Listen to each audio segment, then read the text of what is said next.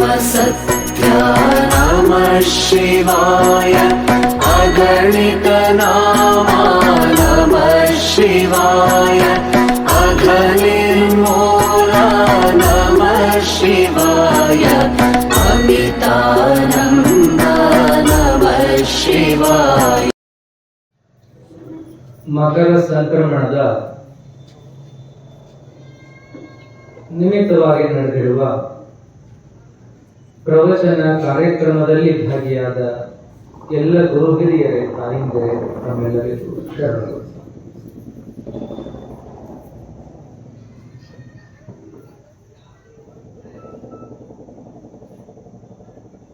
ಪ್ರವಚನದ ಮಧ್ಯದಲ್ಲಿ ಇವತ್ತು ನೀವೆಲ್ಲ ನಮ್ಮನ್ನೆಲ್ಲರನ್ನ ಬಿಟ್ಟು ಅಗಲಿದಂಥ, ನಡೆದಾಡುವ ದೇವರು, ನಡೆದಾಡುವ ವಿಶ್ವವಿದ್ಯಾಲಯ, ಮಾತನಾಡುವ ದೇವರು, ಅಪರೂಪದ ಸಂತ, ನಿರಾಭಾರಿ ಜಂಗಮ, ಹೀಗೆ ಕರೆಸಿಕೊಂಡಿರುವಂತಹ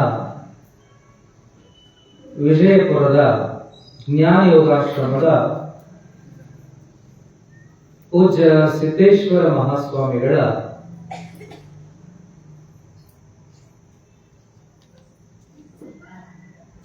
ಅಂತಿಮ ದರ್ಶನ ಮತ್ತು ಅಂತಿಮ ಕ್ರಿಯೆ ನಡೆದಿರುವಂತಹ ಒಂದು ಸಂದರ್ಭ. ಅವರಿಗೆ ಒಂದು ನುಡಿ ನಮನವನ್ನ ಈ ವೇದಿಕೆಯ ಮೂಲಕವಾಗಿ ನಾವೆಲ್ಲ ಸಲ್ಲಿಸಬೇಕಾಗಿರ್ತಕ್ಕಂಥದ್ದು ನಮ್ಮೆಲ್ಲರ ಕರ್ತವ್ಯ. ನಾವುಗಳು ಕೂಡ ವಿಜಾಪುರಕ್ಕೆ ತೆರಳಿ ಅವರನ್ನ ಮಾತನಾಡಿಸಿ ಬಂದು 4-6 ದಿನ ಆಗಿದ್ದಾವೆ. ನಿನ್ನೆ ರಾತ್ರಿ ಅವರಿಗೆ ಆರೋಗ್ಯದಲ್ಲಿ ವ್ಯತ್ಯಾಸವಾಗಿ ಲಿಂಗೈಕ್ಯರಾಗಿರ್ತಕ್ಕಂಥ ಒಂದು ವಿಷಯ ತಿಳಿಯಿತು. ಇವತ್ತು ಅವರ ಅಂತಿಮ ದರ್ಶನವನ್ನ ಮಾಡಲಿಕ್ಕೆ ಹೋಗಿ ಎಲ್ಲ ಪೂಜ್ಯರೊಂದಿಗೆ ಅವರಿಗೆ ಗೌರವವನ್ನ ಸಲ್ಲಿಸಿ ನಮ್ಮ ಆಶ್ರಮದಲ್ಲಿ ಈ ಪ್ರವಚನದ ಕಾರ್ಯಕ್ರಮದಲ್ಲಿ ಅವರಿಗೊಂದು ನುಡಿನಮನವನ್ನ ಸಲ್ಲಿಸೋಣ, ಶ್ರದ್ಧಾಂಜಲಿಯನ್ನ ಸಲ್ಲಿಸೋಣ ಅನ್ನುವಂತಹ ಕಾರಣಕ್ಕೆ ನಾವು ಲಘು ಬಗೆಯಿಂದ ಈ ಒಂದು ವೇದಿಕೆಗೆ ಬಂದಿದ್ದೀವಿ. ನಮ್ಮ ನಾಡು ಅಂತ ಅಷ್ಟೇ ಅಲ್ಲ, ನಮ್ಮ ರಾಷ್ಟ್ರ ಅಂತ ಅಷ್ಟೇ ಅಲ್ಲ, ಇಡೀ ವಿಶ್ವಕ್ಕೆ ಗೊತ್ತಿರುವಂತಹ ಅಪರೂಪದ ಮಹಿಮರು ಸಿದ್ದೇಶ್ವರ ಮಹಾಸ್ವಾಮಿಗಳು. ಅವರ ಜೀವನದ ಬಗ್ಗೆ, ಅವರ ಸಾಧನೆಯ ಬಗ್ಗೆ, ಅವರ ಸಿದ್ಧಿಯ ಬಗ್ಗೆ ಮಾತನಾಡುವಷ್ಟು ದೊಡ್ಡವರು ನಾವಲ್ಲದೆ ಇದ್ರು ಕೂಡ ಅವರನ್ನ ಕಂಡಿವಲ್ಲ ಅನ್ನುವಂತಹ ಒಂದು ಸಂತೋಷ, ಅಂಥವರ ಬದುಕಿದ ಕಾಲದಲ್ಲಿ ನಾವಿದ್ವಲ್ಲ, ನಾವು ಅವರನ್ನು ನೋಡಿದ್ವಲ್ಲ, ಅವ್ರ ಮಾತು ಕೇಳಿವಲ್ಲ ಅನ್ನೋದು ನಮ್ಮ ಸೌಭಾಗ್ಯ. ಶರಣರು, ಸಂತರು ಅವರು ಆ ಕಾಲದಲ್ಲಿ ಆಗಿ ಹೋದ್ರು, ಅವರು ಇಂಥ ಎಲ್ಲ ಪವಾಡಗಳನ್ನ ಮಾಡಿದ್ರು, ಹೀಗಿದ್ರು ಹಾಗಿದ್ರು ಅಂತ ನಾವೆಲ್ಲ ಕೇಳ್ತೀವಿ. ಆದ್ರೆ ಅಂಥ ಒಬ್ಬ ಶರಣ, ಅಂಥ ಒಬ್ಬ ಸಂತ, ಅಂಥ ಒಬ್ಬ ಪುಣ್ಯ ಪುರುಷ, ಅವರನ್ನು ನಾವೆಲ್ಲ ನೋಡಿದ್ವಲ್ಲ, ನಮ್ಮ ಕಾಲಘಟ್ಟದಲ್ಲೂ ಅಂಥವರು ಇದ್ರಲ್ಲ ಅನ್ನುವಂಥ ಒಂದು ಸ್ಮರಣೆ ನಿರಂತರವಾಗಿ ನಮ್ಮಲ್ಲಿ ಉಳಿತದೆ. ದೇವರು ಎಷ್ಟು ವಿಶೇಷ ವಿಶೇಷ ವ್ಯಕ್ತಿಗಳನ್ನ ಈ ಜಗತ್ತಿಗೆ ಕಳಿಸ್ತಾನೆ, ಜಗದ ಉದ್ಧಾರಕ್ಕೆ ಕಳಿಸ್ತಾನೆ ಅಂತ ನೋಡಿದಾಗ ಆಶ್ಚರ್ಯ ಆಗ್ತದೆ. ನಾವು ಪ್ರತಿ ವರ್ಷ ನೋಡುವ ಅನೇಕ ಜನ ಮಹಾತ್ಮರು ಪ್ರವಚನದ ಮೂಲಕವಾಗಿ ಅನೇಕ ಜನ ಮಹಾತ್ಮರನ್ನು ನಾವು ನೋಡ್ತೀವಿ. ಆದರೆ ಪ್ರವಚನ ಮಾಡ್ತಾನೆ ತಾವೊಬ್ಬ ಅದ್ಭುತ ವ್ಯಕ್ತಿತ್ವವನ್ನ ಕಟ್ಟಿಕೊಳ್ಳೋದಲ್ಲದೆ ಇಡೀ ಸಮಾಜಕ್ಕೆ ಒಂದು ಒಳ್ಳೆ ವ್ಯಕ್ತಿತ್ವವನ್ನ ರೂಪಿಸಿದಂತ ಪುಣ್ಯಾತ್ಮರನ್ನ ನಾವೆಲ್ಲ ನೋಡಿದೀವಿ. 82 ವರ್ಷಗಳವರೆಗಿನ ಅವರ ಜೀವನ ಸಾರ್ಥಕ ಜೀವನ ಆಗಿತ್ತು ಅನ್ನುವಂಥದ್ದು. ಅದರಲ್ಲಿ ನಾವು 25-30 ವರ್ಷ ತೆಗೆದುಬಿಟ್ರೆ ಇನ್ನುಳಿದ ಎಲ್ಲ ಸಮಯವನ್ನ ಅವರು ಪೂರ್ಣ ಧರ್ಮ ಪ್ರಸಾರಕ್ಕೆ ಪ್ರವಚನಕ್ಕೆ ಮೀಸಲಾಗಿಟ್ಟಿದ್ರು ಅನ್ನುವಂಥದ್ದು. ಪ್ರವಚನ ಅಂದ್ರೆ ಯಾರಿಗೆಲ್ಲ ಪ್ರೀತಿ ಅಂದ್ರೆ ಸಣ್ಣ ಮಕ್ಕಳಿಂದ ಹಿಡ್ಕೊಂಡು ಅತ್ಯಂತ ವಯಸ್ಸಾದವರವರೆಗೆ ಎಲ್ಲರೂ ಮುಗಿಬಿದ್ದು ಹೋಗುವಂಥದ್ದು. ಸಂಜಂದ್ರು ಸೈ ಮುಂಜಾಲಂದ್ರು ಸೈ. ಹಿಂದಕ್ಕೆ ಏನಪ್ಪಾ ಅಂದ್ರೆ ಸಾಯಂಕಾಲ ಪ್ರವಚನ ಇತ್ತು, ಆಗಲೂ ಅಷ್ಟೇ ಜನ.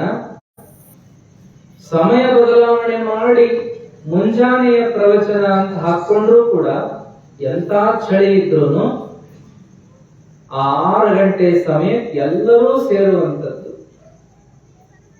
ಎಷ್ಟು ಆಕರ್ಷಣೆ ಅಂದ್ರೆ ಜನರಿಗೆ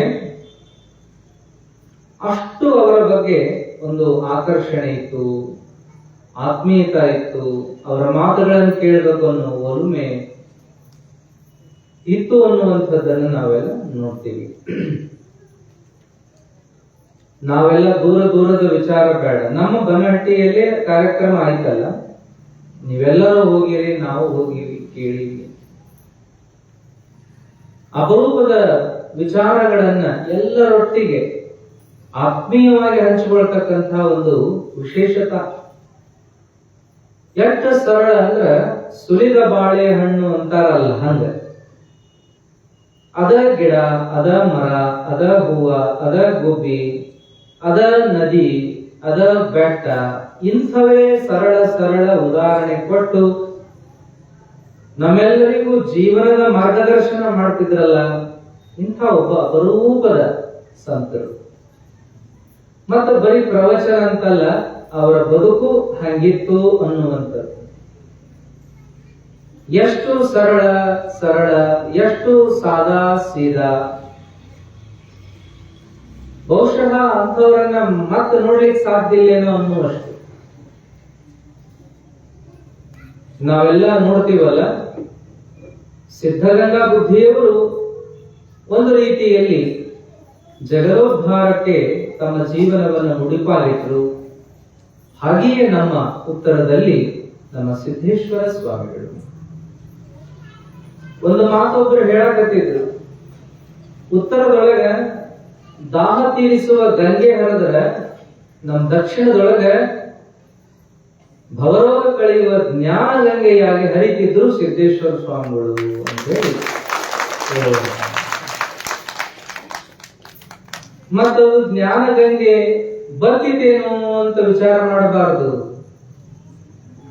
ಅವರು ಅವ್ಯಕ್ತ ರೂಪದೊಳಗೆ ಆ ಕೆಲಸ ಮಾಡ್ತಾರೆ. ಇಷ್ಟು ದಿವಸ ಏನ್ ಮಾಡಿದ್ರು ವ್ಯಕ್ತ ರೂಪದೊಳಗೆ ಅವರು ಮಾಡ್ತಿದ್ರು, ಅವ್ಯಕ್ತ ರೂಪದೊಳಗೆ ಅವರು ಆ ಕಾರ್ಯವನ್ನು ಮಾಡ್ತಾರೆ. ಅವರ ಹೇಳ್ತಿದ್ರೇನಪ್ಪಾ ಅಂದ್ರೆ ಶರೀರ ಯಾರ್ದಾದ್ರೂ ಅಷ್ಟ, ಅದಕ್ಕ ರೋಗ ರುಜಿನಿ ಬರುದ, ನೋವು ಸಾವು ಬರುದ, ಅದನ್ನ ಯಾರು ತೆಗೆದಾಕ್ಲಿಕ್ಕೆ ಆಗೋದಿಲ್ಲ. ರೋಗದ ಮುಂದೆ ಎಲ್ಲರೂ ಒಂದ, ನೋವಿನ ಮುಂದೆ ಎಲ್ಲರೂ ಒಂದ, ಸಾವಿನ ಮುಂದೆ ಎಲ್ಲರೂ ಒಂದ. ಹಾಗಾಗಿ ಎಲ್ಲರೂ ಪ್ರಾಕೃತಿಕವಾಗಿ ಅದಕ್ಕೆ ಒಳಗಾದವರೇ ಅಂತ ಏನು ಹೇಳ್ತಿದ್ರಲ್ಲ, ಅದೇ ರೀತಿಯಲ್ಲಿ ಅವರು ತಮ್ಮ ಶರೀರವನ್ನ ತ್ಯಜಿಸಿ ದೇಹತ್ಯಾಗವನ್ನ ಮಾಡಿ ಬಯಲಲ್ಲಿ ಬಯಲಾಗಿದ್ದಾರೆ ಎನ್ನುವಂಥದ್ದು. ನಮಗೆಲ್ಲ ಅವರು ಜ್ಞಾನ ಕೊಟ್ಟಾರ. ಜ್ಞಾನದಿಂದ ಬದುಕು ಮಾಡ್ರಿ ಅಂತ ಹೇಳ್ಯಾರ. ಜ್ಞಾನ ಎಲ್ಲರಿಗೂ ಬೇಕು, ಪ್ರಜ್ಞಾ ಎಲ್ಲರಿಗೂ ಬೇಕು, ತಿಳುವಳಿಕೆ ಎಲ್ಲರಿಗೂ ಬೇಕು ಅನ್ನುವಂತಹ ಸಂದೇಶವನ್ನ ಅವರು ತಮ್ಮ ಜೀವಿತ ಅವಧಿಯವರೆಗೂ ನೀಡ್ತಾ ಹೋದಂಥವರಾಗಿದ್ದಾರೆ. ನಮ್ಮ ಆಶ್ರಮಕ್ಕೂ ಪೂಜ್ಯ ಸಿದ್ದೇಶ್ವರ ಅಪ್ಪಗಳಿಗೂ ಬಹಳ ಅವಿನಾಭಾವ ಸಂಬಂಧ ಅನ್ನುವಂಥದ್ದನ್ನು ನಾವು ನೋಡ್ಬೇಕು. ನಮಗೇನು ಹಿಂದಿಂದೇನು ಗೊತ್ತಿಲ್ಲ, ಆದ್ರೆ ಹಿರಿಯರ ಮಾತುಗಳು ಮತ್ತ ನಮ್ಮ ಒಡನಾಟದಲ್ಲಿ ಬಂದಂತ ಅನೇಕ ಜನ ಹಿರಿಯರು ಮತ್ತು ನಮ್ಮ ಆಶ್ರಮಕ್ಕೆ ಬಂದು ಹೋದ ಅನೇಕ ಜನ ದೊಡ್ಡ ದೊಡ್ಡ ಗುರುಗಳು ಆ ಮಾತುಗಳನ್ನ ಹೇಳ್ತಕ್ಕಂಥದ್ದು. ಮೊದಲನೇದಾಗಿ ಏನಪ್ಪಾ ಅಂದ್ರೆ, ಸಿದ್ದೇಶ್ವರ ಅಪ್ಪಗಳವರು ಬ್ರಹ್ಮಾನಂದ ಅಪ್ಪಗಳವರ ದರ್ಶನಕ್ಕೆ ಬರ್ದಿದ್ದರೇಪ ಅನ್ನುವಂತ ಮಾತು. ಎರಡನೇದಾಗಿ ಏನಪ್ಪಾ ಅಂತ ಕೇಳಿದ್ರೆ, ನಮ್ಮ ಕಾರ್ಯಕ್ರಮದಲ್ಲಿಯೇ ಭಾಗವಹಿಸಿದಂತ 2014ನೇ ಇಸ್ವಿಯ ಮಕರ ಸಂಕ್ರಮಣ ಕಾರ್ಯಕ್ರಮದ ಪ್ರವಚನ ಮಂಗಲ ಸಮಾರಂಭಕ್ಕೆ ಗೋಡಗೇರಿ ಮಲ್ಲಯ್ಯ ಸ್ವಾಮಿಗಳು ಬಂದಿದ್ರು. ಉದ್ಘಾಟನೆಗೆ ಬಂದಿದ್ರು ಏನೋ, ಒಟ್ಟು ತಿಕೋಟ ಸ್ವಾಮಿಗಳು, ಗೋಡಗೇರಿ ಮಲ್ಲಯ್ಯ ಸ್ವಾಮಿಗಳು ಆ ಕಾರ್ಯಕ್ರಮದಲ್ಲಿ ಭಾಗಿಯಾಗಿ, ಅದರಲ್ಲಿ ಗೋಡಗೇರಿ ಸ್ವಾಮಿಗಳು ಮಾತನಾಡುವಾಗ, ಗೋಡಗೇರಿ ಮಲ್ಲಯ್ಯ ಅಜ್ಜವರು ಮಾತನಾಡುವಾಗ ಅವರು ಈ ಮಾತು ಹೇಳಿದರು. ಬಹುಶಃ ಎಲ್ಲರಿಗೂ ನೆನಪಿರ್ಲಿಕ್ಕಿಲ್ಲ. ಮಲ್ಲಯ್ಯ ಸ್ವಾಮಿಗಳು ಏನ್ ಹೇಳಿದ್ರಂದ್ರ, ಬಹುಶಃ ನಿಮಗೆಲ್ಲ ಗೊತ್ತಿರ್ಲಿಕ್ಕಿಲ್ಲ, ಈಗಿನ ವಿಜಾಪುರ ಸಿದ್ದೇಶ್ವರ ಅಪ್ಪಗಳಿಗೆ ಬಾಲ್ಯದೊಳಗನ ಲಿಂಗ ದೀಕ್ಷಾ ಮಾಡಿದ ಗುರುಗಳು ಯಾರಪ್ಪ ಅಂತ ಕೇಳಿದ್ರೆ ಬ್ರಹ್ಮಾನಂದ ಗುರುಗಳು ಅಂತ ಅವರು ಹೇಳಿದ್ರು.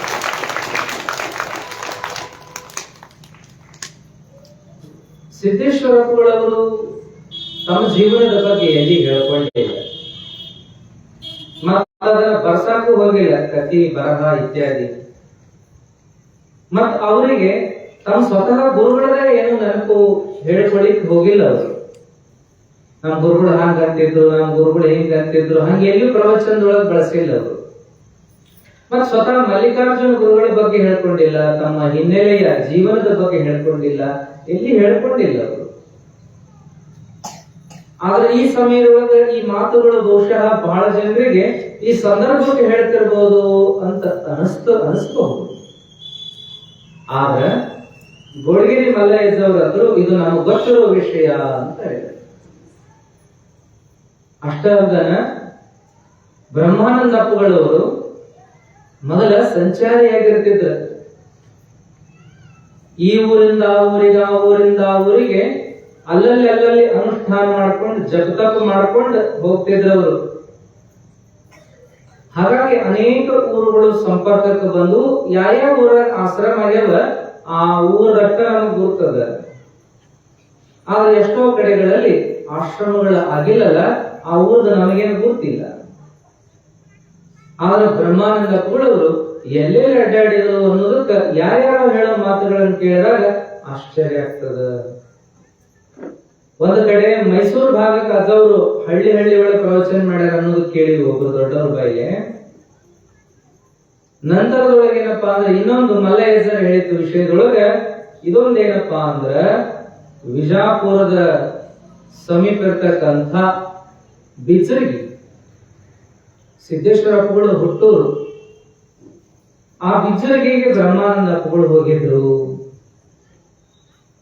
ಅವಾಗೇನಪ್ಪಾ ಅಂತಂದ್ರೆ ಅವರೆಲ್ಲ ಅಜ್ಜವರನ್ನ ತಮ್ಮ ಮನೆಗೆ ಪೂಜೆಗೆ ಕರೆಸಿದಾಗ ಅಜ್ಜವ ಪ್ರಭಾವಕ್ಕೊಳಗಾದ್ರು ಸಿದ್ದೇಶ್ವರ ಸ್ವಾಮಿಗಳು ಅಂತೇಳಿ.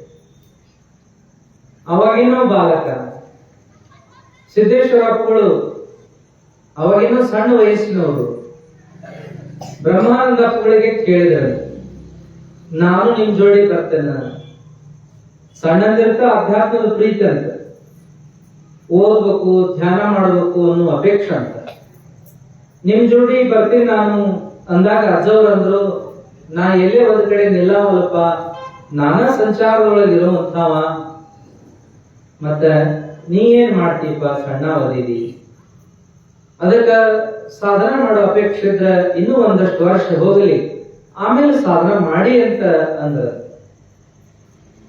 ಅವಾಗ ಅವರು ಬಹಳ ಕೇಳ್ಕೊಂಡಾಗ ಅವ್ರು ತೋರಿದ ಹಾದಿ ಏನಪ್ಪಾ ಅಂತಂದ್ರೆ ಹಿಂಗ ಶಿವಾನಂದ ಅಪ್ಪುಗಳ ಗರಡಿ ಹಿಂಗದ, ಅಲ್ಲಿ ಮಲ್ಲಿಕಾರ್ಜುನ ಅಪ್ಪುಗಳ ಹಿಂಗದ. ಬಹಳಷ್ಟು ಅಧ್ಯಯನ ಅವರಿಗೆ ಸ್ಥಾನಿಕವಾಗಿ ನೋಡಿಕೊಂಡು ಬಹಳ ಅವರು ವೇದಾಂತ ಸಿದ್ಧಾಂತಗಳನ್ನ ಬಲ್ಲವರಾಗಿದ್ದಾರೆ ಅನ್ನುವಂತ ವಿಷಯವನ್ನ ತಿಳಿಸಿದರು ಅಂತಕ್ಕಂಥದ್ದು. ಹೀಗೆ ಒಡನಾಟದ ವಿಚಾರಗಳು, ಅದರ ಜೊತೆಗೆ ಧಾರವಾಡಕ್ಕೆ ಆ ಕಡೆ ಭಾಗಕ್ಕೆ ಬಂದಾಗ ಅಜ್ಜವ್ರು ರಾಯಾಪುರದಾಗ ಭೇಟಿ ಆಗ್ತಿದ್ರು ಸಿದ್ದೇಶ್ವರಪ್ಪಗಳು, ಬ್ರಹ್ಮಾನಂದಪ್ಪಗಳು ರಾಯಾಪುರದಾಗಿಂದ ಭೇಟಿ ಆಗ್ತಿದ್ರು ಅಂತಕ್ಕಂಥದ್ದು. ರಘುಕವಿ ಒಳಗ ಅವರು ಮೊಟ್ಟ ಮೊದಲಿಗೆ ಅಕ್ಕಮಾದೇವಿ ಗುಡಿ ಒಳಗ ಪ್ರವಚನ ಹೇಳಲಿಕ್ಕೆ ಬರ್ತಿದ್ರು. ನಮ್ಮ ರಾಮದುರ್ಗ ಸರ್ಗೆ ಅವ್ರಿಗೆಲ್ಲ ಗೊತ್ತಿರ್ತದೆ, ಅನೇಕ ಜನ ಹಿರಿಯರಿಗೆ ಗೊತ್ತಿರ್ತದೆ. ಅಲ್ಲಿ ಪ್ರವಚನಕ್ಕೆ ಬಂದಾಗ ಇಲ್ಲೆಲ್ಲ ಪ್ರತಿ ದಿವಸ ಬೆಳಿಗ್ಗೆ ಈ ಕಡೆ ವಾಕ್ ಬಂದ್ ಇಲ್ಲೆಲ್ಲ ಅಜ್ಜರ ಜೊತೆ ಮಾತಾಡ್ಕೊಂಡ ಹಿಂಗ್ ಹೋಗ್ತಿದ್ರು ಅನ್ನುವಂತ ಮಾತುಗಳನ್ನ ನಾವು ಕೇಳ್ತೀವಿ. ನಮ್ಮ ಹಿಂದಿನ ಸಿದ್ದೇಶ್ವರ ಸ್ವಾಮೀಜಿಯವರು, ನಮ್ಮ ಆಶ್ರಮದ ಹಿಂದಿನ ಗುರುಗಳು ಸಿದ್ದೇಶ್ವರ ಸ್ವಾಮಿಗಳು. ಎಂತ ವಿಶೇಷ ಅಂದ್ರ ಶಿವಾನಂದ ಶಿಷ್ಯರೊಳಗ 60-70 ಮಂದಿ ಇದ್ರು ಸಹಿತ ಅದ್ರಾಗ ಹಿರಿಯರು ಯಾರು ಅಂದ್ರೆ ಬ್ರಹ್ಮಾನಂದ ಅಪ್ಪುಗಳು. ಅಂದ್ರೆ ಶಿವಾನಂದರಿಗೂ ಬ್ರಹ್ಮಾನಂದರಿಗೂ 8 ವರ್ಷ ಅಷ್ಟೇ ಡಿಫರೆನ್ಸ್ ವಯಸ್ಸೊಳಗೆ.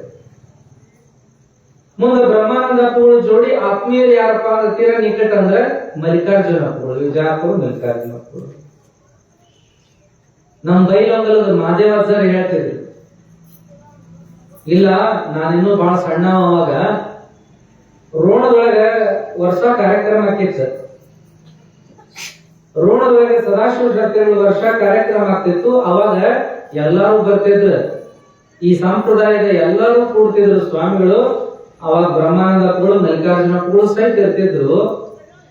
ಅವರ ವ್ಯವಸ್ಥಾಕ ಅಲ್ಲಿ ಅಪ್ಪಗಳು ನನಗೆ ಹೇಳಿದ್ರು, ರೋಣದ ಅಪ್ಪಗಳು ಯಾರಿಗಂತ ಮಹಾದೇವಾಚಾರ್ಯ ಹೇಳಿದ್ರು.